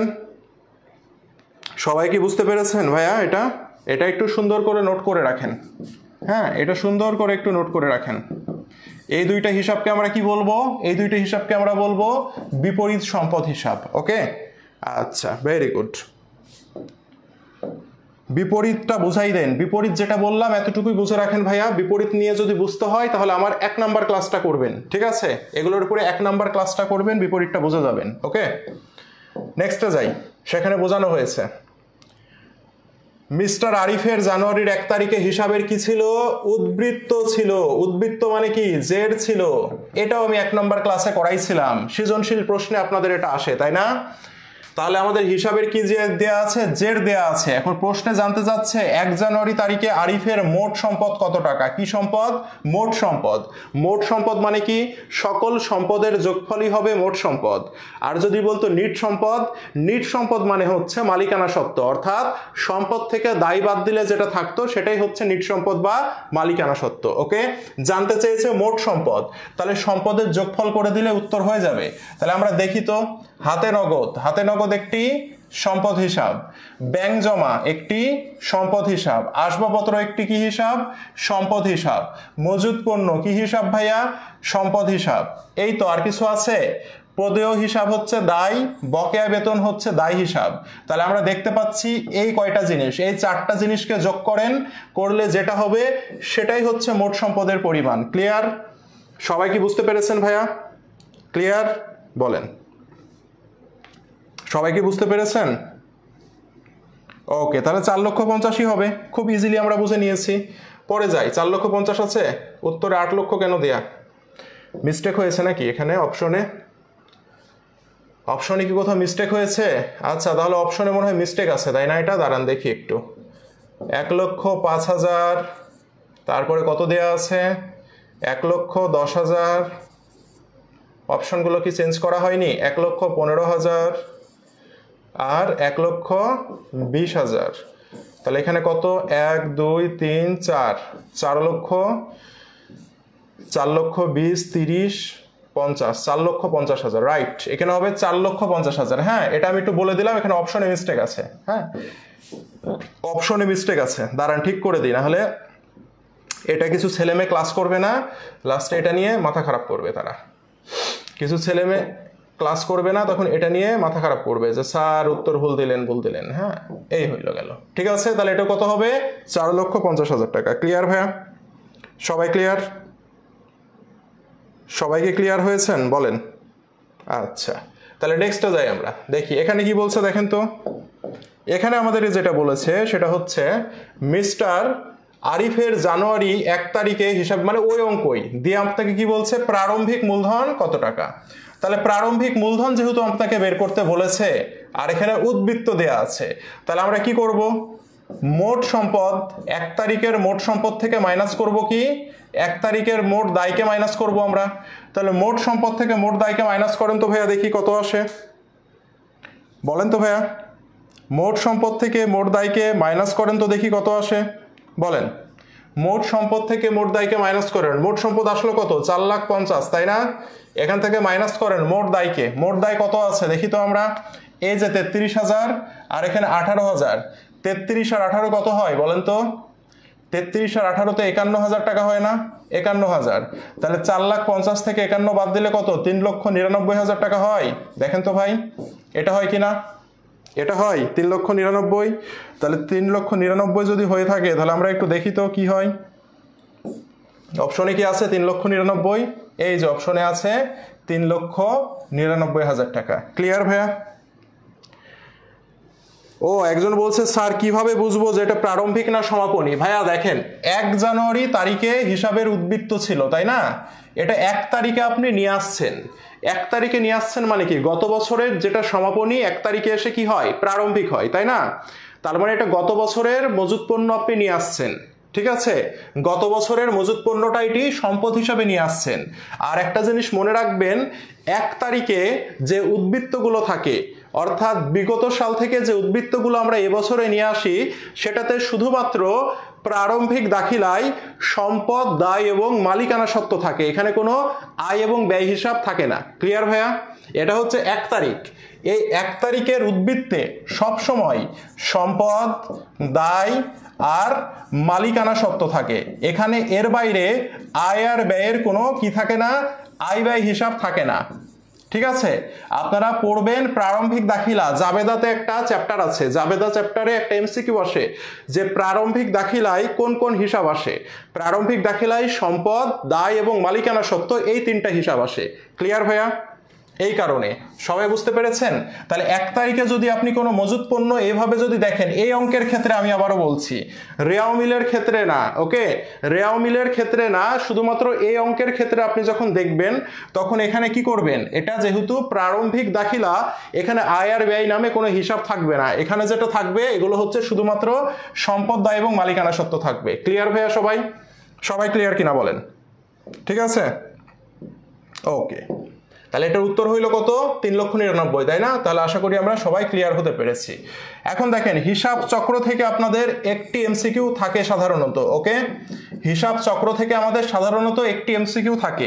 তাহলে এখানে একটা জিনিস দেখেন, কোনটিকে হিসাব চক্রের ঐচ্ছিক ধাপ বলা হয়? হিসাব চক্রের ঐচ্ছিক ধাপ, ঐচ্ছিক ধাপ মানে কি? করা বাধ্যতামূলক নয়। হিসাব বিজ্ঞানে যেই জিনিসগুলো করা বাধ্যতামূলক নয় তাদেরকে বলা হয় ঐচ্ছিক ধাপ, ঠিক আছে? তো হিসাব বিজ্ঞানের ঐচ্ছিক ধাপ হচ্ছে 2টি। কয়টি ভাইয়া? ঐচ্ছিক ধাপ হচ্ছে 2টি। কয়টি? 2টি। নাম্বার 1 হচ্ছে কার্যপত্র, আরেকটা কি, কে বলতে পারে দেখি? আরেকটা হচ্ছে বিপরীত দাখিলা, তাই না ভাইয়া? কার্যপত্র এবং বিপরীত দাখিলা, এই দুইটিকে কি বলা হয়? এই দুইটাকে আমরা কি বলবো? এই দুইটাকে আমরা বলবো হিসাব বিজ্ঞানের ঐচ্ছিক ধাপ। সবাই ক্লিয়ার ভাইয়া? তাহলে উত্তর কি হবে এখানে? উত্তর হবে কার্যপত্র। এখানে আমরা দেখতে পাচ্ছি বিপরীত দাখিলা নাই, উত্তর হবে কার্যপত্র। ক্লিয়ার? নেক্সটে যাই আমরা, দেখি কি বলছে। খতিয়ান হিসাব চক্রের কোন কাজটি সম্পন্ন করে? আচ্ছা, এখান থেকে একটু সুন্দর করে নোট করেন। সংক্ষিপ্ত করা, সংক্ষিপ্ত করা কার কাজ বলেন তো? সংক্ষিপ্ত করা কি রেওয়া মিলের কাজ? শ্রেণীবিন্যাসকরণ কার কাজ? খতিয়ানের কাজ, ওকে। লিপিবদ্ধকরণ কার কাজ? জাবেদার কাজ। মনে থাকবে ভাইয়া? এই জিনিসগুলো মনে রাখতে হবে। খতিয়ানের কাজ শ্রেণীবিন্যাসকরণ বলে, শ্রেণীবিন্যাসকরণকে কি বলা হয়? খতিয়ান বলা হয়, ঠিক আছে। সংক্ষিপ্তকরণ মানে হচ্ছে রেওয়া মিল, ওকে। আর জাবেদাকে বলা হয় লিপিবদ্ধকরণ। সবার মনে থাকবে ভাইয়া? সবার মনে থাকবে এটা? বলেন। এটা শুধুমাত্র যে আমার হিসাব চক্রের কোন কাজটি খতিয়ান সম্পন্ন করে, শ্রেণীবিন্যাস, এই একটি পড়ে গেলে কিন্তু হবে না। একটা এমসিকিউ দিয়ে 3টা এমসিকিউ পড়া যায় এবং এই 3টাই কিন্তু পরীক্ষায় আসে। তাহলে এইভাবে পড়লে দেখবেন আপনি 30টা এমসিকিউ পড়বেন। আমি যতগুলো আলোচনা করে দিচ্ছি হয়তো 30টা এমসিকিউ আলোচনা করে দেবো, দেখবেন আপনার ওখান থেকে 60-70টা এমসিকিউ পড়া হয়ে যাবে। ক্লিয়ার ভাইয়া? ওকে, নেক্সটে যাই তাহলে আমরা। কি বলেছে? আর্থিক বিবরণী প্রস্তুত সহজত করার উদ্দেশ্যে কোনটি করা হয়? আর্থিক বিবরণী প্রস্তুত যাতে সহজে করা যায় সেই কারণে যেটি করতে হয় তার নাম হচ্ছে কার্যপত্র প্রস্তুতকরণ, ঠিক আছে। কার্যপত্র কেন প্রস্তুত করা হয়? আর্থিক বিবরণী তৈরিকে সহজ করার জন্য প্রস্তুত করা হয়। আর্থিক বিবরণী তৈরির রোড ম্যাপ বলা হয় কার্যপত্রকে, ঠিক আছে। যা কার্যপত্রের সাহায্যে যাতে আমরা সহজে আর্থিক বিবরণীটা তৈরি করতে পারি। আর্থিক বিবরণীর খসড়া, রোড ম্যাপ বা কাজ সহজত করার জন্য আমরা কি করি? কার্যপত্র প্রস্তুত করে থাকি। ক্লিয়ার ভাইয়া? তাহলে উত্তর কি হবে? উত্তর হবে কার্যপত্র প্রস্তুতকরণ। Very good. নেক্সটে যাই আমরা। নেক্সটে আমাদের যেটা বলেছে দেখি কি বলেছে। এই যে দেখেন, এখন যে জিনিসটা আমি বলবো এটা খুব সুন্দর করে মনোযোগ সহকারে সবাই শুনবেন, ঠিক আছে। দেখেন, কোন দাখিলার মাধ্যমে মুনাফা জাতীয় হিসাব বন্ধ করা হয়? ঠিক আছে, দেখেন এখন আমি যে জিনিসটা বলবো খুব সুন্দর করে মনোযোগ দিয়ে শুনবেন, ঠিক আছে সবাই। দেখেন,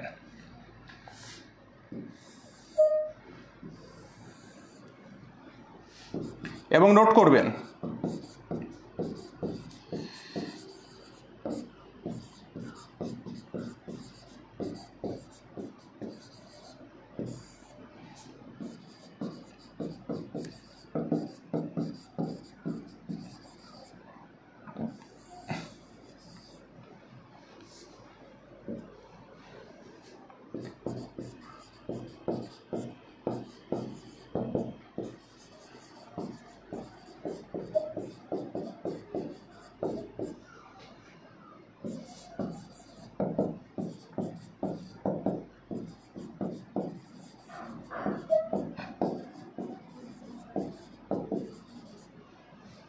এটা লেখা হয়েছে সবার?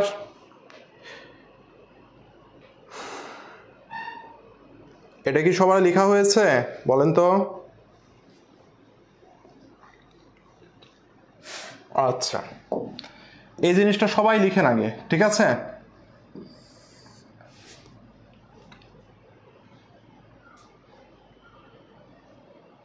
আচ্ছা দেখেন, স্থায়ী হিসাব, তাই না? সম্পদ, দায়, মালিকানা সত্ত্ব, এই তিনটাকে কি বলা হয়? স্থায়ী হিসাব। ওকে, সম্পদ, দায়, মালিকানা সত্ত্ব এই তিনটাকে বলা হয় স্থায়ী হিসাব। ওকে, স্থায়ী হিসাবে সমাপনী দাখিলা দেয়া যায় না। ওকে, সমাপনী দাখিলা বা সমাপনী জাবেদা দেয়া হয় না কোন হিসাবগুলোতে? এই স্থায়ী হিসাবগুলোতে সমাপনী দাখিলা দেয়া হয় না, লিখে নেন। সমাপনী দাখিলা দেয়া হয় না কোন হিসাবগুলোতে?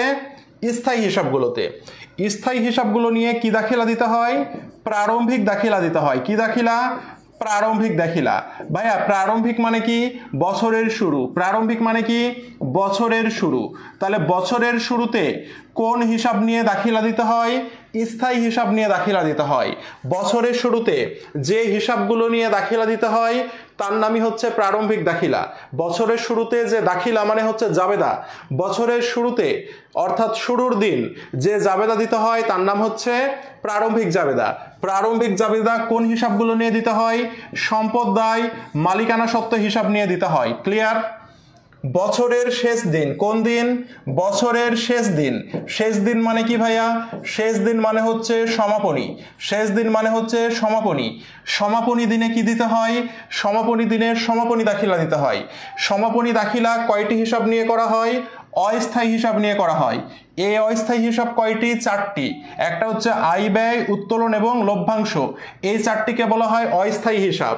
অস্থায়ী হিসাবের মাধ্যমে কোন দাখিলা দেয়? সমাপনী দাখিলা দেয়। সমাপনী দাখিলা দিয়ে কি হয়? হিসাবের জের শূন্য হয়ে যায় বা হিসাব বন্ধ হয়ে যায়। ক্লিয়ার ভাইয়া? সবাই ক্লিয়ার? এখন দেখেন, এই যে আয় ব্যয়, এই আয় ব্যয় হিসাবকে আবার একসাথে কি বলা হয়? মুনাফা জাতীয় হিসাব বলা হয়। কি হিসাব বলা হয়? মুনাফা জাতীয় হিসাব বলা হয়। আর সনাতন পদ্ধতিতে একসাথে বলা হয় নামিক হিসাব। সনাতন পদ্ধতিতে একসাথে কি বলা হয়? নামিক হিসাব বলা হয়। ক্লিয়ার? তাহলে প্রশ্নটা করেছিল কি দেখেন, প্রশ্নটা করেছিল কোন দাখিলার মাধ্যমে মুনাফা জাতীয় হিসাব বন্ধ করা হয়। তা আমরা জানি যে মুনাফা জাতীয় হিসাব মানে কি ভাইয়া? আয় আর ব্যয়কে মুনাফা জাতীয় হিসাব বলা হয়। তাহলে মুনাফা জাতীয় হিসাব মানে কি? জানতে চাচ্ছে আয় ব্যয়কে বন্ধ করা হয়। তাহলে আয় ব্যয় হচ্ছে অস্থায়ী হিসাব। তাহলে অস্থায়ী হিসাবকে বন্ধ করব আমরা কি দিয়ে? সমাপনী দাখিলা দিয়ে। সবাই কি বুঝতে পেরেছেন? বলেন, সবাই বুঝতে পেরেছেন কিনা বলেন? বলেন, সবাই কি বুঝতে পেরেছেন ভাইয়া? না, নামিক হিসাব বলা হয় না ভাইয়া। অস্থায়ী হিসাবকে কখনো নামিক হিসাব বলা হয় না। অস্থায়ী হিসাব এবং নামিক হিসাব সম্পূর্ণ আলাদা। যে টিচারের কাছ থেকে শিখে আসছেন যে অস্থায়ী হিসাব নয় নামিক হিসাব, সেটা একবারে ভুল শিখে আসছেন। ঠিক আছে, যে কোনো বই বের করবেন, বই বের করে হিসাবের চ্যাপ্টারটা পড়বেন, তাহলেই বুঝতে পারবেন। ক্লিয়ার? যে কোনো বই বের করে হিসাবের যে চ্যাপ্টারটা আছে সুন্দর করে পড়বেন। কোথায় লেখা আছে আমাকে একটু দেখাইন তো, যে উত্তোলন নামিক হিসাব। যে টিচাররা উত্তোলন নামিক হিসাব পড়াইছে তারা জানে না, না জেনেই পড়াইছে। ক্লিয়ার ভাইয়া কনসেপ্ট? ওকে, আয় আর ব্যয়কে নামিক হিসাব বলা হয়, আর আয় আর ব্যয়কে আবার কি বলা হয়? মুনাফা জাতীয় হিসাব বলা হয়। আর এই 4টাকে একসাথে বলা হয় অস্থায়ী হিসাব। ক্লিয়ার ভাইয়া সবাই? বলেন। নামিক হিসাব মানে হচ্ছে আয় আর ব্যয় হিসাবকে সনাতন পদ্ধতিতে একসাথে নামিক হিসাব বলা হয়। ক্লিয়ার? কোন চ্যাপ্টার হিসাব কোন চ্যাপ্টারে আছে ভাই? 2 দিন পরে এইচএসসি পরীক্ষা দিবেন, জিজ্ঞেস করছেন কোন চ্যাপ্টার, না? 2 দিন পরে আপনি এইচএসসি পরীক্ষা দিবেন, জিজ্ঞাসা করছেন যে হিসাব কোন চ্যাপ্টারে আছে। ঠিক আছে?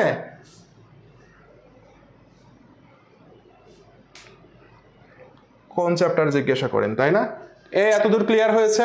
বলেন, এতদূর ক্লিয়ার হয়েছে কিনা বলেন। এতদূর সুন্দর করে নোট করবেন। এখান থেকে আপনার 8 থেকে 10টা এমসিকিউ পড়া হয়েছে। যতটুকু আলোচনা করে দিয়েছি আপনার 8 থেকে 10টা এমসিকিউ পড়া হয়েছে। কি বলছে দেখেন, হিসাবের প্রাথমিক বই কোনটি? প্রাথমিক বই, প্রাথমিক বই হচ্ছে জাবেদা। ওকে, প্রাথমিক বই হচ্ছে জাবেদা। আর হিসাবের মূল বই বলা হয় কাকে বলেন? মূল বই কোনটি? হিসাবের মূল বই বা প্রধান বই হচ্ছে খতিয়ান। মূল বই বা প্রধান বই, ঠিক আছে? প্রধান বই হচ্ছে কে? খতিয়ান। প্রাথমিক বই বা সহকারী বই, ঠিক আছে, এটা হচ্ছে জাবেদা। আর মূল বই বা প্রধান বই হচ্ছে খতিয়ান। ক্লিয়ার ভাইয়া? সবাই বুঝতে পেরেছেন? ওকে, তাহলে এই জায়গাতেও আমাকে কি করতে হবে? ক্লাস করতে হবে। পোলাটা ভয়ে আর ক্লাস করবে না, এই ধরনের মেন্টালিটি চেঞ্জ করতে হবে। ভয়ে কেন ক্লাস করবে না? আমার ওই যে 23 ব্যাচে দেখবেন যে যারা চান্স পেয়েছে টপ 100-র মধ্যে আছে, এই সে আছে, এইসব ছেলে মেয়ে যে কত বকা খেয়েছে আমার চিন্তা করতে পারবেন না। কত যে বকা খেয়েছে, ওই বকা খেয়ে আমার ভক্ত হয়েছে, ঠিক আছে? বকা খেয়ে ভক্ত হয়েছে, শেষ দিন পর্যন্ত বকা খেয়ে গেছে, ঠিক আছে? ভয়ে ক্লাস কেন করবে না? আমি কি ওর ভালোর জন্য বললাম না খারাপের জন্য বললাম বলেন? এখন ওর মাথায় যদি এটা থাকে তাহলে সে এখনই বইটা বের করবে, বই বের করে সূচিপত্র ঘাটবে। একটা বইয়ের কোথায় যে কি থাকে সেটা তো জানতে হবে একটা স্টুডেন্টকে। এখন ওর যদি মনে হয় যে আমি নিজেকে ডেভেলপ করব, ও এখনই বই বের করবে ক্লাস শেষে, বের করে হিসাব কোন চ্যাপ্টারে আছে সূচিপত্র দেখবে, দেখে বের করে পড়বে, পড়েও বের করবে, ঠিক আছে? আর ও যদি না পায় তাহলে আমাকে বলবে, আমি বের করে দেবো, ঠিক আছে? কারণ আমার হচ্ছে একটা বই আছে, আমি যে ক্যামেরাটা যদি ঘুরাইতাম তাহলে দেখাইতে পারতাম। আমার এখানে বই সাজানো আছে এবং একাধিক বই আছে, আমার কাছে 7-8টা অ্যাকাউন্টিং এর বই আছে, ঠিক আছে? কোন জায়গাতে কি সমস্যা, কোন কনসেপ্ট ভুল, কোন কনসেপ্ট সঠিক, এগুলো দেখাইতে দেখাইতে আমার সব বই দাগানো আছে, যে কোন জিনিস ভুল শিখে আসছেন আপনারা এবং এটা সঠিকটা কি, প্রতিটা জিনিসের আমার বইয়ের রেফারেন্স দেওয়া আছে। রেফারেন্স করে সুন্দর করে ইয়েলো মার্ক বা রেড মার্ক করে আমার বইয়ে দাগানো আছে, ঠিক আছে? তো ও যদি না পাই সমস্যা নেই, আমাকে জাস্ট 30 সেকেন্ড সময় দিলে, মানে বইটা অনেক বই এখানে, তো খালি বইটা কোন বইয়ে দাগাই রেখেছি এটা পেলে আমি পেজ উল্টাইলে আমি বের করে দেখাই দিতে পারবো, বুঝতে পেরেছেন? তো এখানে ভয়ের কিছু নাই, ঠিক আছে? ঠিক আছে, ও যদি থাকে তাহলে ওরই ভালো হবে, এখানে ভয়ের কিছু নাই ভাইয়া, ঠিক আছে? এটা মাথায় রাখবেন, ভয় পাওয়ার কিছু নেই, ওর ভালোর জন্যই বললাম। কত যে বকা খেয়েছে 23 ব্যাচের অনেক ছেলে মেয়ে, জিজ্ঞাসা করেন ওদেরকে, কারোর সাথে যদি পরিচয় থাকে, বকা খেয়েছে, সব আবার ঠিক হয়ে গেছে। হ্যাঁ, এই আর কি।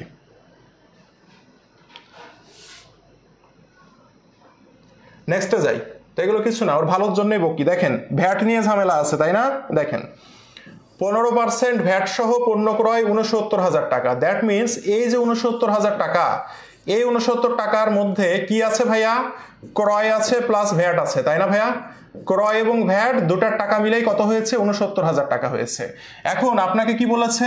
ভ্যাটের পরিমাণ কত? তার মানে এই 69,000 টাকা থেকে আপনাকে বলেছে শুধুমাত্র ভ্যাটের টাকা কত, তাই না ভাইয়া?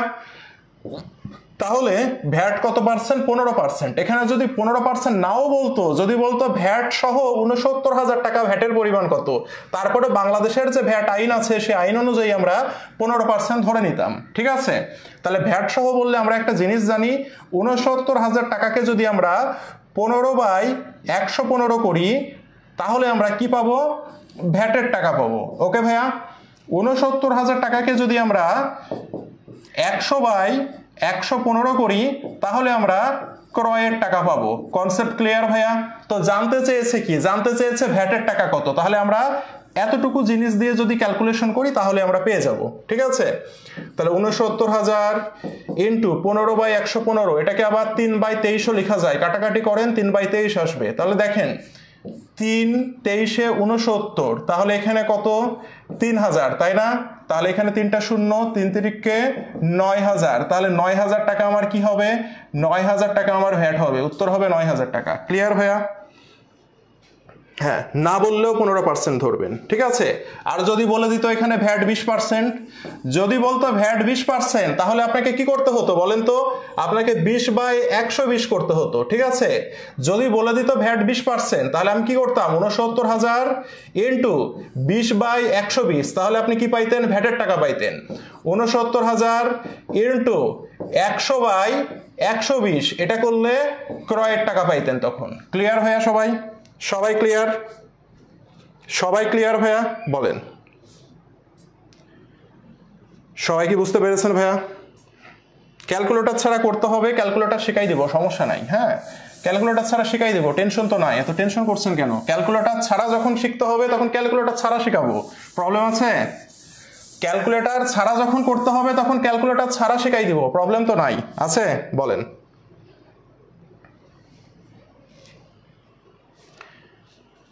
শুধু ভ্যাট বললে, শুধু ভ্যাট আবার কি বলবে? ভ্যাট ছাড়া যদি বলতো 15%, যদি এইভাবে বলতো, দেখেন ক্রয় 60,000 টাকা, ভ্যাট 20%, তার মানে কি ভ্যাট সহ ক্রয় বলেছে, ভ্যাট সহ বলেনি, তখন আপনি সরাসরি 20% করবেন। এটা তো ভ্যাট সহ না, তাহলে আপনি যদি সরাসরি 20% করেন তাহলে কি পাবেন? আপনি ভ্যাটের টাকা পাবেন 12,000 টাকা, তখন এটাই হয়ে যাবে আপনার ভ্যাট। ক্লিয়ার ভাইয়া? সবাই বুঝছেন? এখানে তো ভ্যাট সহ বলেনি, ভ্যাট সহ ক্রয় বলেছে এখানে, কিন্তু ভ্যাট সহ কথাটা লেখা নাই, শুধু বলেছে ক্রয় 60,000, ভ্যাট 20%। তার মানে এই ক্রয়ের উপরে আপনি কি করবেন? 20% করবেন, তাহলে যে টাকাটা হবে সরাসরি পার্সেন্টেজ করে সেটাই হয়ে যাবে আপনার কি? সেটাই হয়ে যাবে আপনার ভ্যাট। ক্লিয়ার? বলেন সবাই বুঝছেন? 3 দিয়ে কেন গুণ হবে ভাই? বলার সময় বলে দিলাম। 15/115 ক্যালকুলেটরে মারেন, কত হয়? 5 দিয়ে কাটেন, কত হয়? 3। 5 দিয়ে কাটেন 23, 3/23। 15 আর 115কে 5 দিয়ে কাটাকাটি করা যায়, তো 5 দিয়ে কাটাকাটি করেন, 3/23 আসে কাটাকাটি করলে, সেজন্য ক্যালকুলেশনের সুবিধার্থে 3/23 করে ক্যালকুলেট করলাম। বুঝছেন? ওকে, নেক্সটে যাই। নিচের কোনটি নগদ টাকায় পাওয়া যায় না? মনে রাখবেন, সকল প্রকার বাট্টাই নগদ টাকায় পাওয়া যায় না। সকল প্রকার বাট্টা অনগদ লেনদেন। কি লেনদেন? অনগদ লেনদেন। মনে থাকবে, সকল বাট্টাই অনগদ লেনদেন। সেটি যদি নগদ বাট্টাও হয়ে থাকে, কি বাট্টা? নগদ বাট্টা, তার মানে মনে রাখবেন এটি অনগদ। ঠিক আছে, এটি অনগদ লেনদেন। আর অনগদ লেনদেন কখনো নগদ টাকায় পাওয়া যায় না। অনগদ লেনদেন কখনো নগদ টাকায় পাওয়া যায় না। ক্লিয়ার ভাইয়া? তাহলে এখন কথা হচ্ছে ভাইয়া, বাট্টাকে আপনি কি বললেন?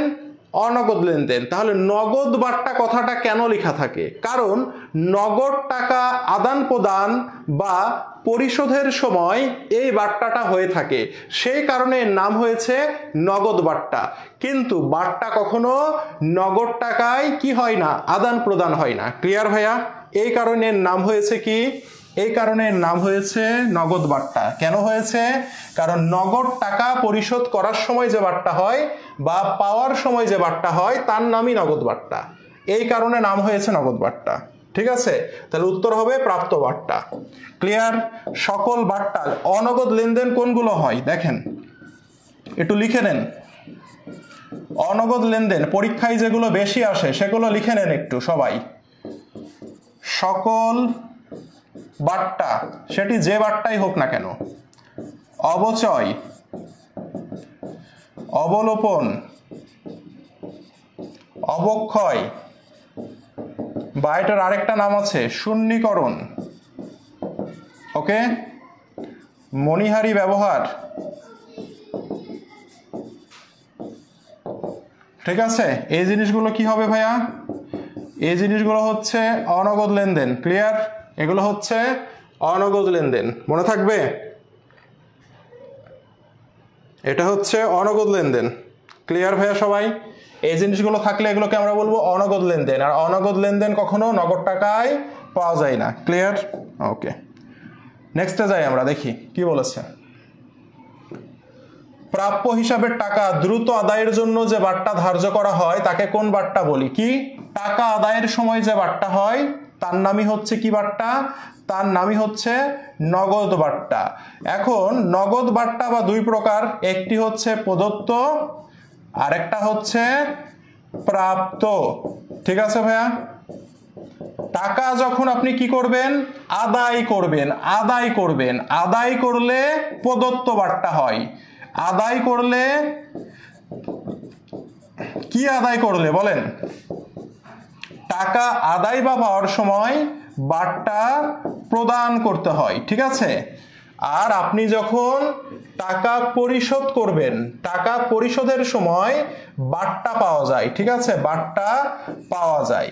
ঠিক আছে? উল্টা, আপনার বন্ধুর কাছে 1000 টাকা পান, আপনার বন্ধু আপনাকে 500 টাকা দিল, আর 500 টাকা বলছে দিব না। তার মানে আপনি 500 টাকা পেলেন, আর 500 টাকা যে দিবে না, তার মানে ওই 500 টাকা আপনি তাকে কি করলেন? ছাড় দিলেন। এই যে 500 টাকা তাকে ছাড় দিলেন, এই ছাড় দেওয়াটাই হচ্ছে প্রদত্ত। প্রদান করলাম, ছাড় প্রদান করলাম।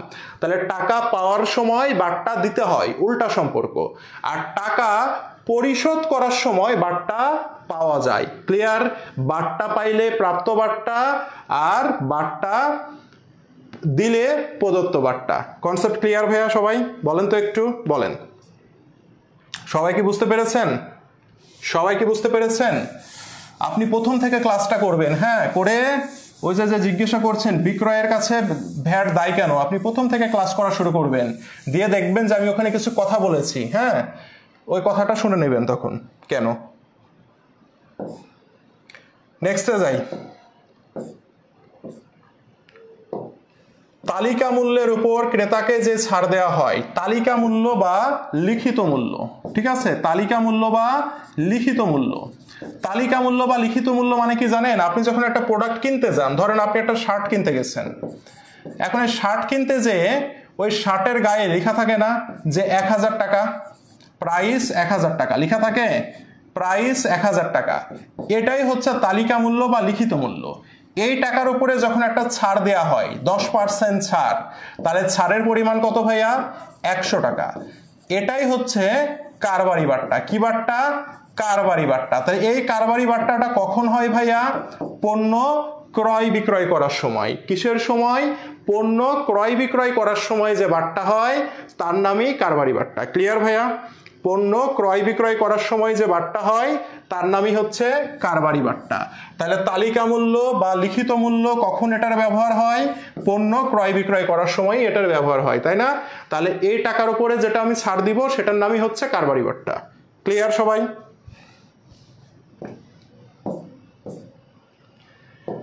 দেখেন, চৈতি ট্রেডার্স 1 জানুয়ারি তারিখে 20,000 টাকার পণ্য 10% কারবারি বাট্টায় বাকিতে ক্রয় করে। তাহলে প্রথমে কারবারি বাট্টাটা বাদ দিয়ে দিতে হয়।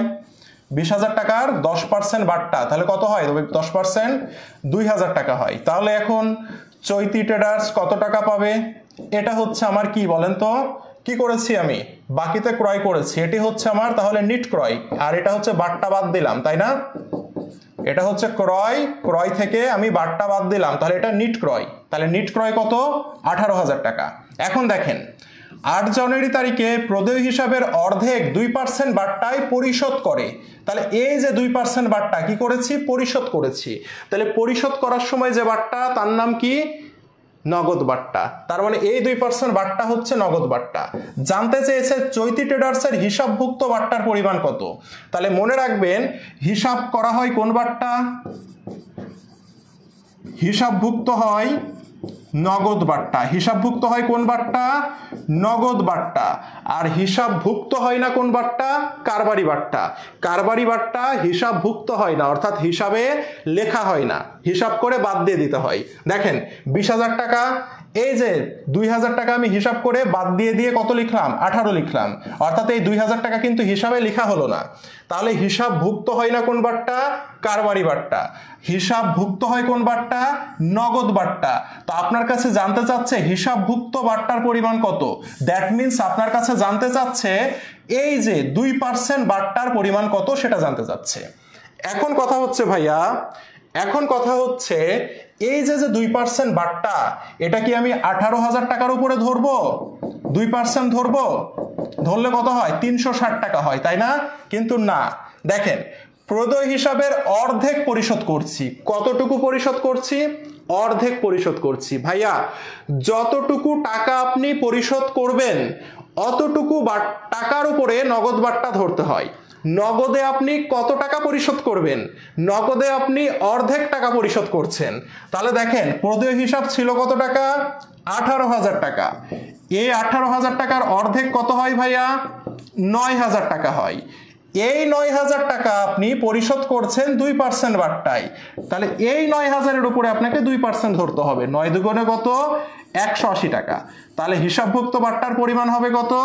180 টাকা। এখানে আপনারা সবাই ভুল করবেন, বুঝছেন? সবাই কি বুঝতে পেরেছেন?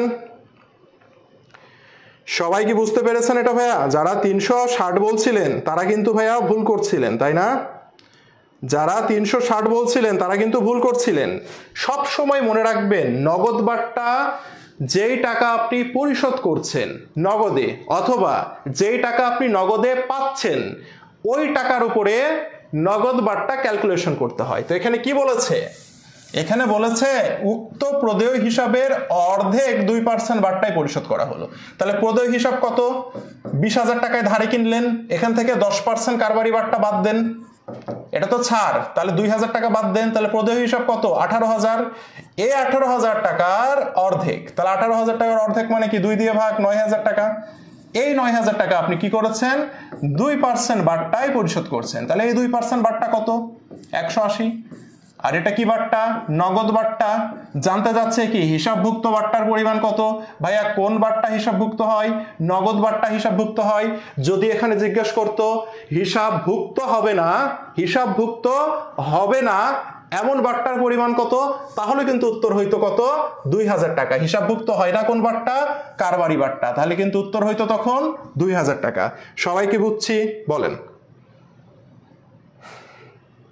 সবাই কি বুঝতে পেরেছি ভাইয়া? সবাই কি বুঝতে পেরেছি? বলেন। ক্রয় বিক্রয়ের সময় যে বাট্টা হয় তার নাম কারবারি বাট্টা। টাকা আদান প্রদান করার সময় যে বাট্টা হয় তার নাম নগদ বাট্টা। কতবার বলেছি বলেন। নেক্সটে যাই, দেখি কোন জাবেদা দাখিলার মাধ্যমে আয় ব্যয় হিসাব বন্ধ করা হয়? বলেন। এটা উত্তর না পারলে নাক ফাটানো হবে সবার, ঠিক আছে? নাক ফাটানো হবে এটার উত্তর না পারলে। বলেন। আয় ব্যয় হিসাব। আয় ব্যয় হিসাবকে কি বলা হয়? অস্থায়ী হিসাব বলা হয় না? এখন বলেন কোন হিসাবের মাধ্যমে আমরা অস্থায়ী হিসাবকে বন্ধ করি? বলেন তো উত্তর কি হবে? উত্তর কি হবে? উত্তর হবে সমাপনী দাখিলা, তাই না ভাইয়া? উত্তর হবে সমাপনী দাখিলা। Very good, thank you. নেক্সটে যাই আমরা। এই যে দেখেন, এখন ইম্পর্টেন্ট, কোন দলিলের উপরে ভিত্তি করে বিক্রয় জাবেদা প্রস্তুত করা হয়? ভাইয়া দেখেন, বিক্রয় জাবেদা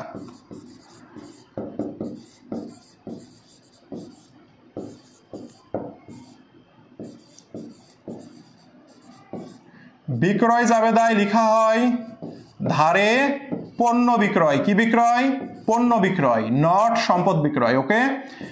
ক্রয় জাবেদায় লেখা হয় ধারে পণ্য ক্রয়। ওকে। এখন বলেন ধারে পণ্য ক্রয় বিক্রয় কোন দলিলের সাহায্যে লেখা হয়?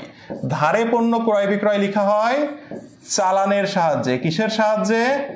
চালানের সাহায্যে। তাহলে উত্তর কি হবে ভাইয়া? বলেন। তাহলে বিক্রয় জাবেদা লেখা হবে কোন দলিলের সাহায্যে? উত্তর হবে চালান। ক্লিয়ার ভাইয়া? সবাই ক্লিয়ার? বলেন। এখানে উত্তর আছে দুইটা, এখানে উত্তর হবে দুইটা। এই যে পারভিন আক্তার বলছে ক্রেডিট নোট, ক্রেডিট নোটের সাহায্যে বিক্রয় জাবেদা তৈরি করা হয়। বাবা আগে তো জানতে হবে বিক্রয় জাবেদায় আমি কোন লেনদেনগুলো লিখবো। বিক্রয় জাবেদায় আমরা লিখবো ধারে পণ্য বিক্রয়। ক্রয় জাবেদায় কি লিখবো? ধারে পণ্য ক্রয়, তাই না? তাহলে ধারে পণ্য ক্রয় বিক্রয়ের প্রামাণ্য দলিলকে কি বলে? ধারে পণ্য ক্রয় বিক্রয়ের প্রামাণ্য দলিলকে বলে চালান। তাহলে এই যে চালানের উপরে ভিত্তি করে আমরা কি তৈরি করব? ক্রয় জাবেদা এবং বিক্রয় জাবেদা তৈরি করব না ভাইয়া? বলেন তো। সবাই কি বুঝছি? বলেন। সবাই কি বুঝতে পেরেছি ভাইয়া? বলেন। সবাই কি বুঝতে পারলাম? তাহলে এখানে প্রশ্ন কিন্তু দুইটা, সেটা হচ্ছে বিক্রয় জাবেদায় কি লেখা হয়? ধারে পণ্য বিক্রয়। ক্রয় জাবেদায় কি লেখা হয়? ধারে পণ্য ক্রয়। এখন ধারে পণ্য ক্রয় বিক্রয়ের প্রামাণ্য দলিল কি? ধারে পণ্য ক্রয় বিক্রয়ের প্রামাণ্য দলিল হচ্ছে চালান। তাহলে চালানের উপরে ভিত্তি করে ক্রয় জাবেদা এবং বিক্রয় জাবেদা তৈরি করা হবে। ওকে, ভেরি গুড। নেক্সট যাই আমরা। দেখেন দেখেন প্রকৃত জাবেদা। প্রকৃত জাবেদায় লেখা হয় কোনটি? এখানে আমি একটু বিস্তারিত আলোচনা করি, ঠিক আছে? দেখেন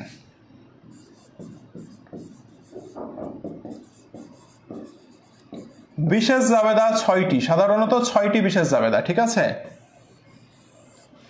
যারা জানি না এগুলো লিখে রাখবো। ক্রয় জাবেদা,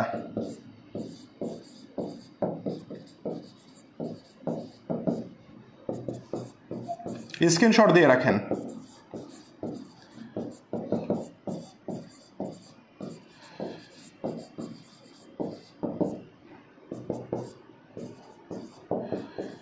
ক্রয় ফেরত জাবেদা, ধারে কৃত পণ্য ফেরত, বিক্রয় ফেরত জাবেদা,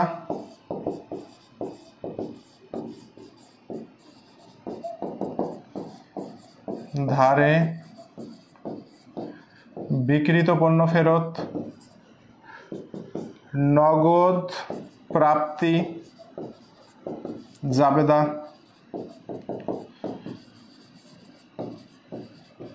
সকল প্রকার নগদ প্রাপ্তি, নগদ প্রদান, জাবেদা, সকল প্রকার নগদ প্রদান।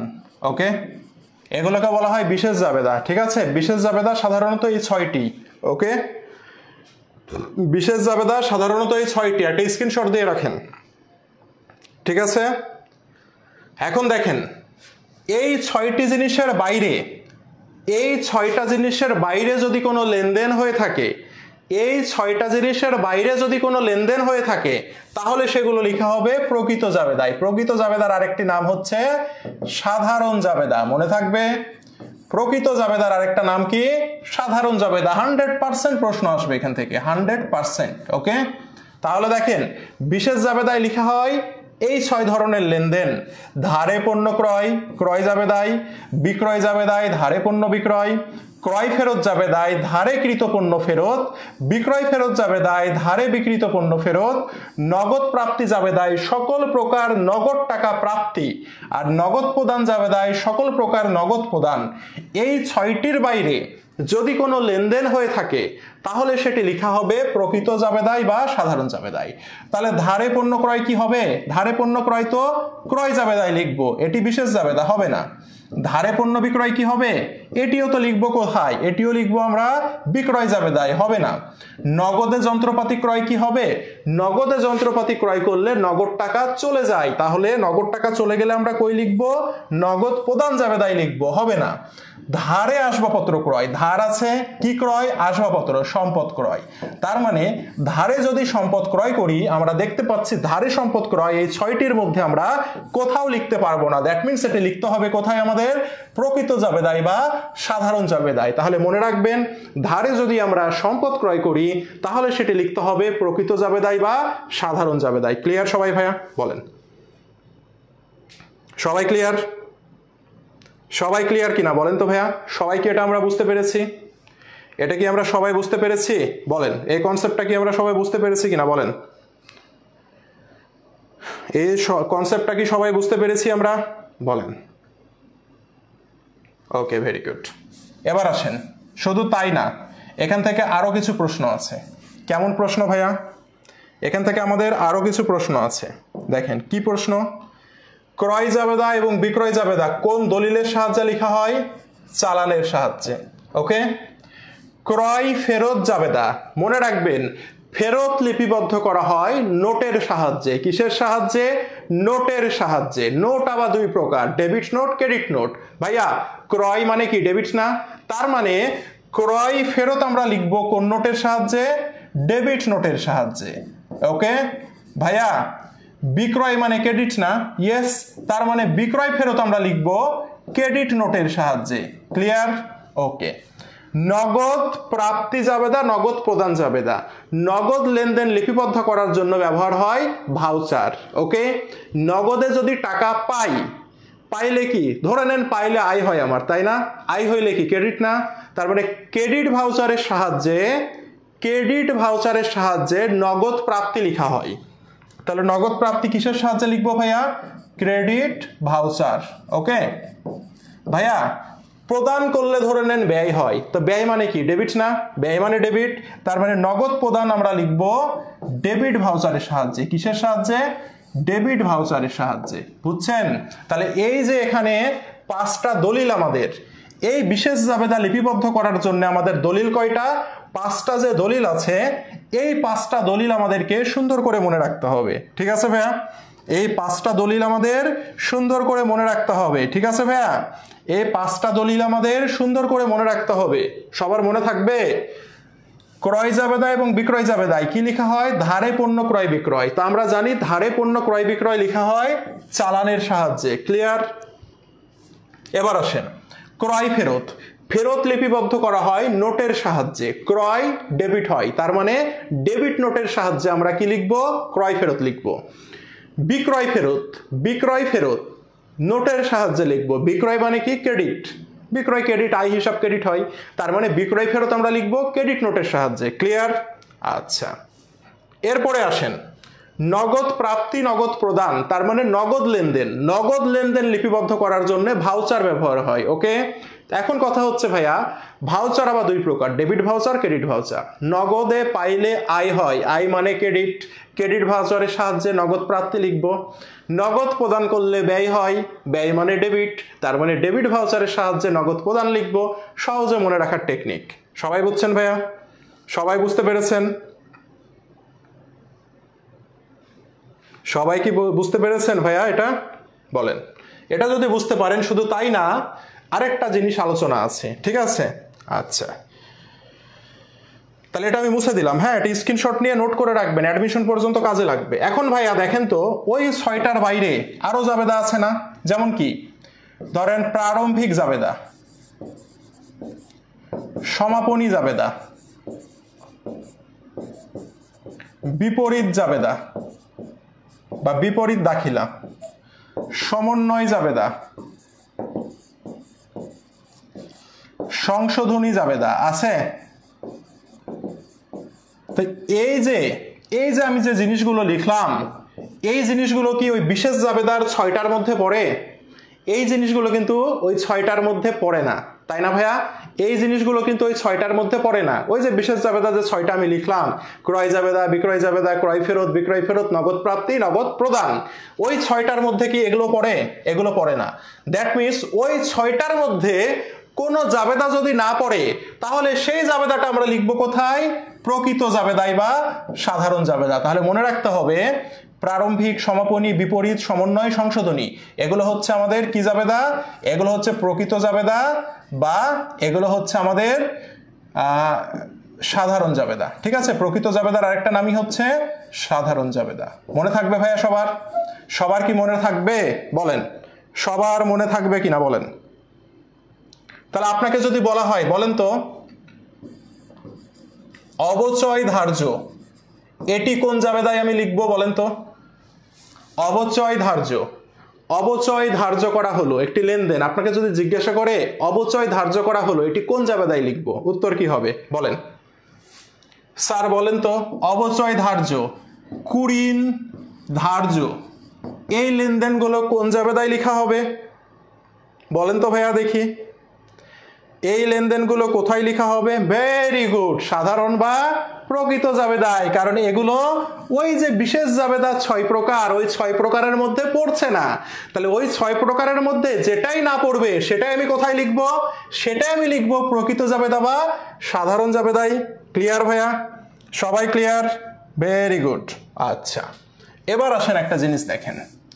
তাহলে ভাইয়া আমরা দেখলাম বিশেষ জাবেদা লিপিবদ্ধ করার জন্য আলাদা আলাদা দলিল আছে, যেমন ক্রয় জাবেদা, বিক্রয় জাবেদা চালানের সাহায্যে, ফেরতগুলো নোটের সাহায্যে, ভাউচারের সাহায্যে, নগদ প্রাপ্তি প্রদান। তাহলে ভাইয়া বলেন তো, প্রকৃত জাবেদা লিপিবদ্ধ করার কি কোনো দলিল আছে ভাইয়া? প্রকৃত জাবেদা লিপিবদ্ধ করার কি কোনো দলিল আছে? এই প্রকৃত জাবেদা বা সাধারণ জাবেদা? অবশ্যই আছে ভাইয়া। এই প্রকৃত জাবেদা বা সাধারণ জাবেদা লিপিবদ্ধ করার যে দলিল আছে তার নাম হচ্ছে জার্নাল ভাউচার। এই বছর সম্ভবত রাবিতে এই প্রশ্নটা এসেছিল, রাবি কি গুচ্ছ 23-24 এই বছরের প্রশ্ন। ক্লিয়ার ভাইয়া? তাহলে এটাও নোট করে রাখেন যে প্রকৃত জাবেদা বা সাধারণ জাবেদা লিপিবদ্ধ করা হয় কোন দলিলের সাহায্যে? জার্নাল ভাউচারের সাহায্যে। মনে থাকবে ভাইয়া? মনে থাকবে বলেন? সবার কি মনে থাকবে? ক্যাশ মেমো তো নগদ লেনদেন, নগদে পণ্য ক্রয় বিক্রয় করলে ক্যাশ মেমো, ঠিক আছে? আর নগদে খরচ এবং আয় হইলে সেটা আমরা লিখবো ওই যে ভাউচারে। আর ধারে পণ্য ক্রয় বিক্রয় করা হলে চালানে। ওকে, জিএসটিতে আসছিল না? তাহলে এটা একটু মনে রাখতে হবে, ঠিক আছে? রাবি বা এই গুচ্ছ দুইটার মধ্যে একটাতে আসছিল, এই বছরই আসছে, ঠিক খেয়াল করতে পারছি না। ঠিক আছে স্যার, আর কতগুলো এমসিকিউ আছে? যদি খুব তাড়া থাকে চলে যান, হ্যাঁ, কষ্ট করে তো ক্লাস করার দরকার নাই। দেখেন এই যে প্রশ্ন আসছে, বিক্রয় ফেরত সংক্রান্ত লেনদেন লিপিবদ্ধ করার জন্য কোনটি ব্যবহার হবে? কতবার আসছে ভাইয়া দেখেন তো। তাহলে প্রথমে কি বলেছি আমি? ফেরত। ফেরত থাকলে কি হবে? নোট। নোটের সাহায্যে ফেরত লেখা হয়। ভাইয়া নোট তো আবার দুই প্রকার, তাই না? তাহলে বিক্রয় মানে কি? বিক্রয় থাকলে আমরা কি করি? ক্রেডিট করি। তাহলে উত্তর চলে আসলো, কি হবে? ক্রেডিট নোট হবে। বোঝা গেছে ভাইয়া? সবাই বুঝতে পেরেছেন? কি সুন্দর না? বলেন। যে টেকনিক শিখাইলাম ভুলে যাবেন? আমার এই পড়ানো লাইফে আমি সবচেয়ে বেশি দেখেছি যে ডেবিট নোট ক্রেডিট নোট নিয়ে তালগোল পাকাই দেয় ছেলে মেয়ে, আবার ডেবিট ভাউচার ক্রেডিট ভাউচার নিয়ে তালগোল পাকাই দেয়। তাহলে কি এখন মনে থাকবে ভাইয়া? ফেরত মানে লিখে নেবেন নোট, বিক্রয় কি হয়? ক্রেডিট হয়, আয় হিসাব, তাহলে উত্তর হয়ে গেল ক্রেডিট নোট। ক্লিয়ার? ওকে, নেক্সটে যাই।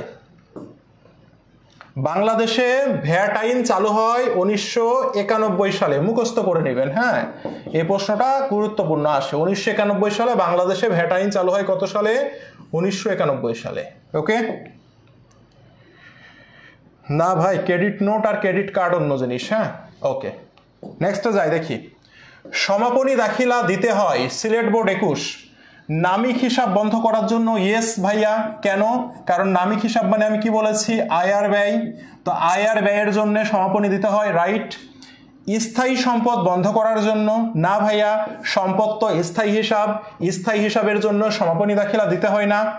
উত্তোলন হিসাব বন্ধ করার জন্য। ইয়েস ভাইয়া, কারণ উত্তোলন হচ্ছে একটি অস্থায়ী হিসাব। তাহলে উত্তর হবে 1 ও 3। মনে আছে? সমাপনী দাখিলা কাদের জন্য দিব বলেন? সমাপনী দাখিলা আমরা দিব কিসের জন্য? অস্থায়ী হিসাবের জন্য, তাই না? কিসের জন্য? অস্থায়ী হিসাবের জন্য দিব। এখন এই অস্থায়ী হিসাব কয়টা বলেছিলাম? অস্থায়ী হিসাব বলেছিলাম আয়, অস্থায়ী হিসাব বলেছিলাম ব্যয়, অস্থায়ী হিসাব বলেছিলাম আমি উত্তোলন, আর অস্থায়ী হিসাব আমি বলেছি লভ্যাংশ, তাই না? আর এই যে আয় আর ব্যয়, এদেরকে আমি কি বলেছিলাম? মুনাফা জাতীয় হিসাব। আর কি বলেছিলাম ভাইয়া? নামিক হিসাব। ক্লিয়ার? তার মানে ঘটনা কি হইল? ঘটনা হচ্ছে নামিক হিসাব বন্ধ করার জন্য। ইয়েস, পাচ্ছি আমরা। আয় ব্যয় পেয়ে গেলাম, উত্তোলন এই যে পেয়ে গেলাম, আর সম্পদ তো এর মধ্যে নাই, তার মানে এটা উত্তর হবে না। ক্লিয়ার? স্যার যুক্ত হয়েছে। স্যার আমি কক্সবাজার থেকে দেখতেছি। জি স্যার, ক্লিয়ার। স্যার কক্সবাজারে ঘুরে বেড়াচ্ছে, দেখেন। Wow sir, wow. কক্সবাজারবাসী স্যারের সাথে দেখা করেন সবাই। কক্সবাজারে তো অনেকজন আছেন মনে হয় আপনারা। স্যারের সাথে দেখা করে আসেন, এই সুযোগ পাবেন না তো আর। স্যার কক্সবাজার থেকে ক্লাস করছে, ঘুরতে যায়, আর আপনারা কি করছেন বলেন? তাহলে সবাই কি বুঝতে পেরেছি আমরা? বলেন। তাহলে এই কনসেপ্টটা কি ক্লিয়ার হয়েছে সবার? সমাপনী দাখিলার তাহলে বিষয়গুলো আমার মনে হয় ক্লিয়ার হয়েছে, তাই না? আচ্ছা, টেকনাফ থেকে, হ্যাঁ টেকনাফ থেকে স্যারের সাথে দেখা করে আসেন। তাহলে আমরা দেখি, এই তো স্যারের কথা বলতে বলতে স্যারের ছবি চলে আসছে। দেখেন, আমাদের কিন্তু এই যে 15 জুনে কিন্তু এটা ডেট শেষ হয়ে গেছিল ভর্তির, বুঝছেন? এই 15 জুন থেকে ভর্তির ডেট বাড়াইয়ে আবার 20 তারিখ করা হয়েছে, এটাও পার হয়ে গেছে ডিসকাউন্টে। এখন হয়তোবা আগামী কালকে, আজকে 21 তারিখ, আগামী কালকে থেকে হয়তো ঘোষণা আসতে পারে যে আমাদের কোর্স ফি বেড়ে যাবে, ঠিক আছে? সেজন্য আমি এখনো বলছি যে যারা অ্যাডমিশন কোর্সে ভর্তি হননি, কালকে থেকে হয়তো সিরিয়াসলি কোর্স ফি বেড়ে যাবে আপনাদের, ঠিক আছে? এতটুকু মাথায় রাখেন, কোর্স ফি বাড়বে এই কাল থেকে। তো এখনো যারা ভর্তি হইতে পারেননি, এখনো আপনারা এই যে মাত্র 3500 টাকায় ভর্তি হইতে পারবেন। কালকে 22 তারিখ, তাই না? 22 তারিখ থেকে সিরিয়াসলি কোর্স ফি বেড়ে যাবে, আমি বলে দিলাম। নাজমুল স্যার হয়তো আছে ক্লাসে, দেখছে এখানে, স্যারও আছে, স্যারও হয়তো বলবে কালকে থেকে সিরিয়াসলি কোর্স ফি বেড়ে যাবে, এটা মাথায় রাখেন, ঠিক আছে? তো সেই কারণে বলবো যারা এখনো ভর্তি হননি, ভর্তিটা জাস্ট কনফার্ম করে রাখেন। আপনাদেরকে অনেক সময় দিলাম। ঈদ উপলক্ষে কয়েকজন চেয়েছিল যে স্যার একটু সময়টা বাড়াই দেন, ঈদ পর্যন্ত করে দেন, তাদের জন্য সেটাও করা হয়েছে। যেভাবে হোক সেইভাবে হোক, সবাই একটা জিনিস মাথায় রাখেন, কাল থেকে সিরিয়াসলি কোর্স ফি বেড়ে যাবে। স্যারও এখানে আছে, স্যারও ভর্তি হবো তাই বলছে আজকে। তো স্যারও হয়তো বলবে যে সিরিয়াসলি কাল থেকে কোর্স ফি বেড়ে যাবে, যেভাবেই হোক ভর্তিটা কনফার্ম করেন, ঠিক আছে? 50% পেড করে হলেও ভর্তিটা কনফার্ম করে রাখেন, যাতে করে আমাদের এই জিনিসগুলো একবারে টাইমলি আপনাদেরকে পৌঁছাইতে পারি, টাইমলি যাতে আপনাদের ক্লাস শুরু করতে পারি, ঠিক আছে? কারণ আমরা অনলাইনে যত ফ্যাসিলিটিস দিচ্ছি, এই ফ্যাসিলিটিস কেউ দেওয়ার সাহসও করবে না ভাই। তো এতগুলো জিনিস সুন্দর করে আপনাদের বাসায় তো পৌঁছাইতে হবে, দেন ক্লাস শুরু করতে হবে। তো এই জন্য ভর্তিটা হওয়া জরুরি ভাইয়া, ঠিক আছে? বোঝা গেছে? তো এই জিনিসটা একটু মাথায় রাখবেন যে সিরিয়াসলি হচ্ছে অলরেডি অনেকে অ্যাডমিটেড হয়ে গেছে, তাই বলছে কোর্স ফি কিন্তু আগামীকাল থেকে, এখনো যারা হননি আজকের মধ্যে আমাদের যে পেজগুলো আছে 4টা ভর্তি হয়ে যাবেন। আগামীকাল থেকে সিরিয়াসলি কোর্স ফি আমাদের বেড়ে যাবে, বলেছি না, সত্যি পারবে। মনে রাখবেন বিজনেস স্কোয়াড যেটা বলে সেটা কিন্তু হয়, কোর্স ফি সিরিয়াসলি বেড়ে যাবে, এটাই মাথায় রাখেন। এখন দেখেন যেটা বলছিলাম সেটা হচ্ছে, একজন জিজ্ঞাসা করেছে মুনাফা জাতীয় আয় ব্যয় কেমনে চিনবো। রেয়ামিলের একটা ক্লাস নিয়েছিলাম, সেখানে শিখাইছি। মনে রাখবেন সকল ব্যয় হিসাবে মুনাফা জাতীয় ব্যয় এবং সকল প্রকার আয় হিসাবে মুনাফা জাতীয় আয়, এর বাইরে আর কিছু মুখস্থ করা লাগবে না, ঠিক আছে? এটা মাথায় রাখেন, এই সুন্দর কথাটাই আপনারা জানেন না বা উপলব্ধি করতে পারেননি। ক্লিয়ার?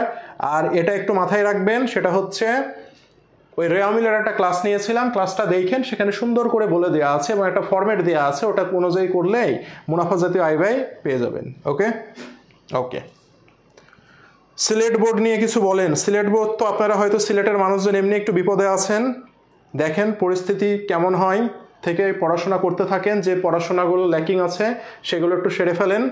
আর আপনাদের আমরা একটা জিনিস বলবো, সেটা হচ্ছে এই যে এখন তো আমরা ক্লাস নিচ্ছি, সব ক্লাসই হয়তো শুরু হয়ে যাবে। ইংলিশ অ্যাকাউন্টিংটা একটু আগান, 25 কি 26 তারিখ থেকে বাংলাটা পড়া শুরু করে দিন, ঠিক আছে? বাংলা 25 তারিখে হয়তো বাংলা সেকেন্ড পেপার একটু রিভিশন দিলেন, সেকেন্ড পেপার তো খুব একটা কঠিন না, সহজ আছে। আর এই কয়দিন আপনি যত পারেন ইংরেজি অ্যাকাউন্টিং আইসিটিটা করে ফেলেন। অ্যাকাউন্টিং এর একটা এমসিকিউ ক্লাস নিব আমি, হয়তো ওই ক্লাসে সবকিছু শেষ করে দিব এবং আর্থিক বিবরণী নিয়ে আমি কিছু জায়গাতে আপনাদেরকে আলোচনা করে দিব। ওকে? আর পরীক্ষার আগে পরীক্ষা যেদিন তার আগের দিন একটা ফাইনাল সাজেশন পাবেন এমসিকিউ এবং কি দেখে যাওয়া লাগবে এগুলো নিয়ে বলবো। আর ইতিমধ্যে আমি অনেক সিকিউ দিয়েছি, অনেক এমসিকিউ ক্লাস দিয়েছি, যাদের রিভিশন দেওয়ার দরকার এগুলো করেন। ইউটিউবে অনেকগুলো ক্লাস আছে, স্যার ক্লাস নিয়েছে, সবার ক্লাস আছে, যে জায়গাতে আপনার ল্যাকিং সেই জিনিসগুলো দেখেন। স্যারের যে new commerce coaching YouTube channel, এখানে সব অধ্যায়ের ক্লাস আছে, আমি দেখেছি। এবং জানেন আমার হয়তো সব বিষয়ের ক্লাস নাই, তো সিকিউ যারা দেখবেন স্যারের ওখান থেকে দেখেন। এমসিকিউ আমি অনেকগুলো ক্লাস নিয়েছি, অনেকগুলো হোমওয়ার্ক দিয়েছি, ওগুলো প্র্যাকটিস করেন। অর্থাৎ আমি বলবো আজকে কয় তারিখ? আজকে হচ্ছে আপনাদের 21 তারিখ, তাই না?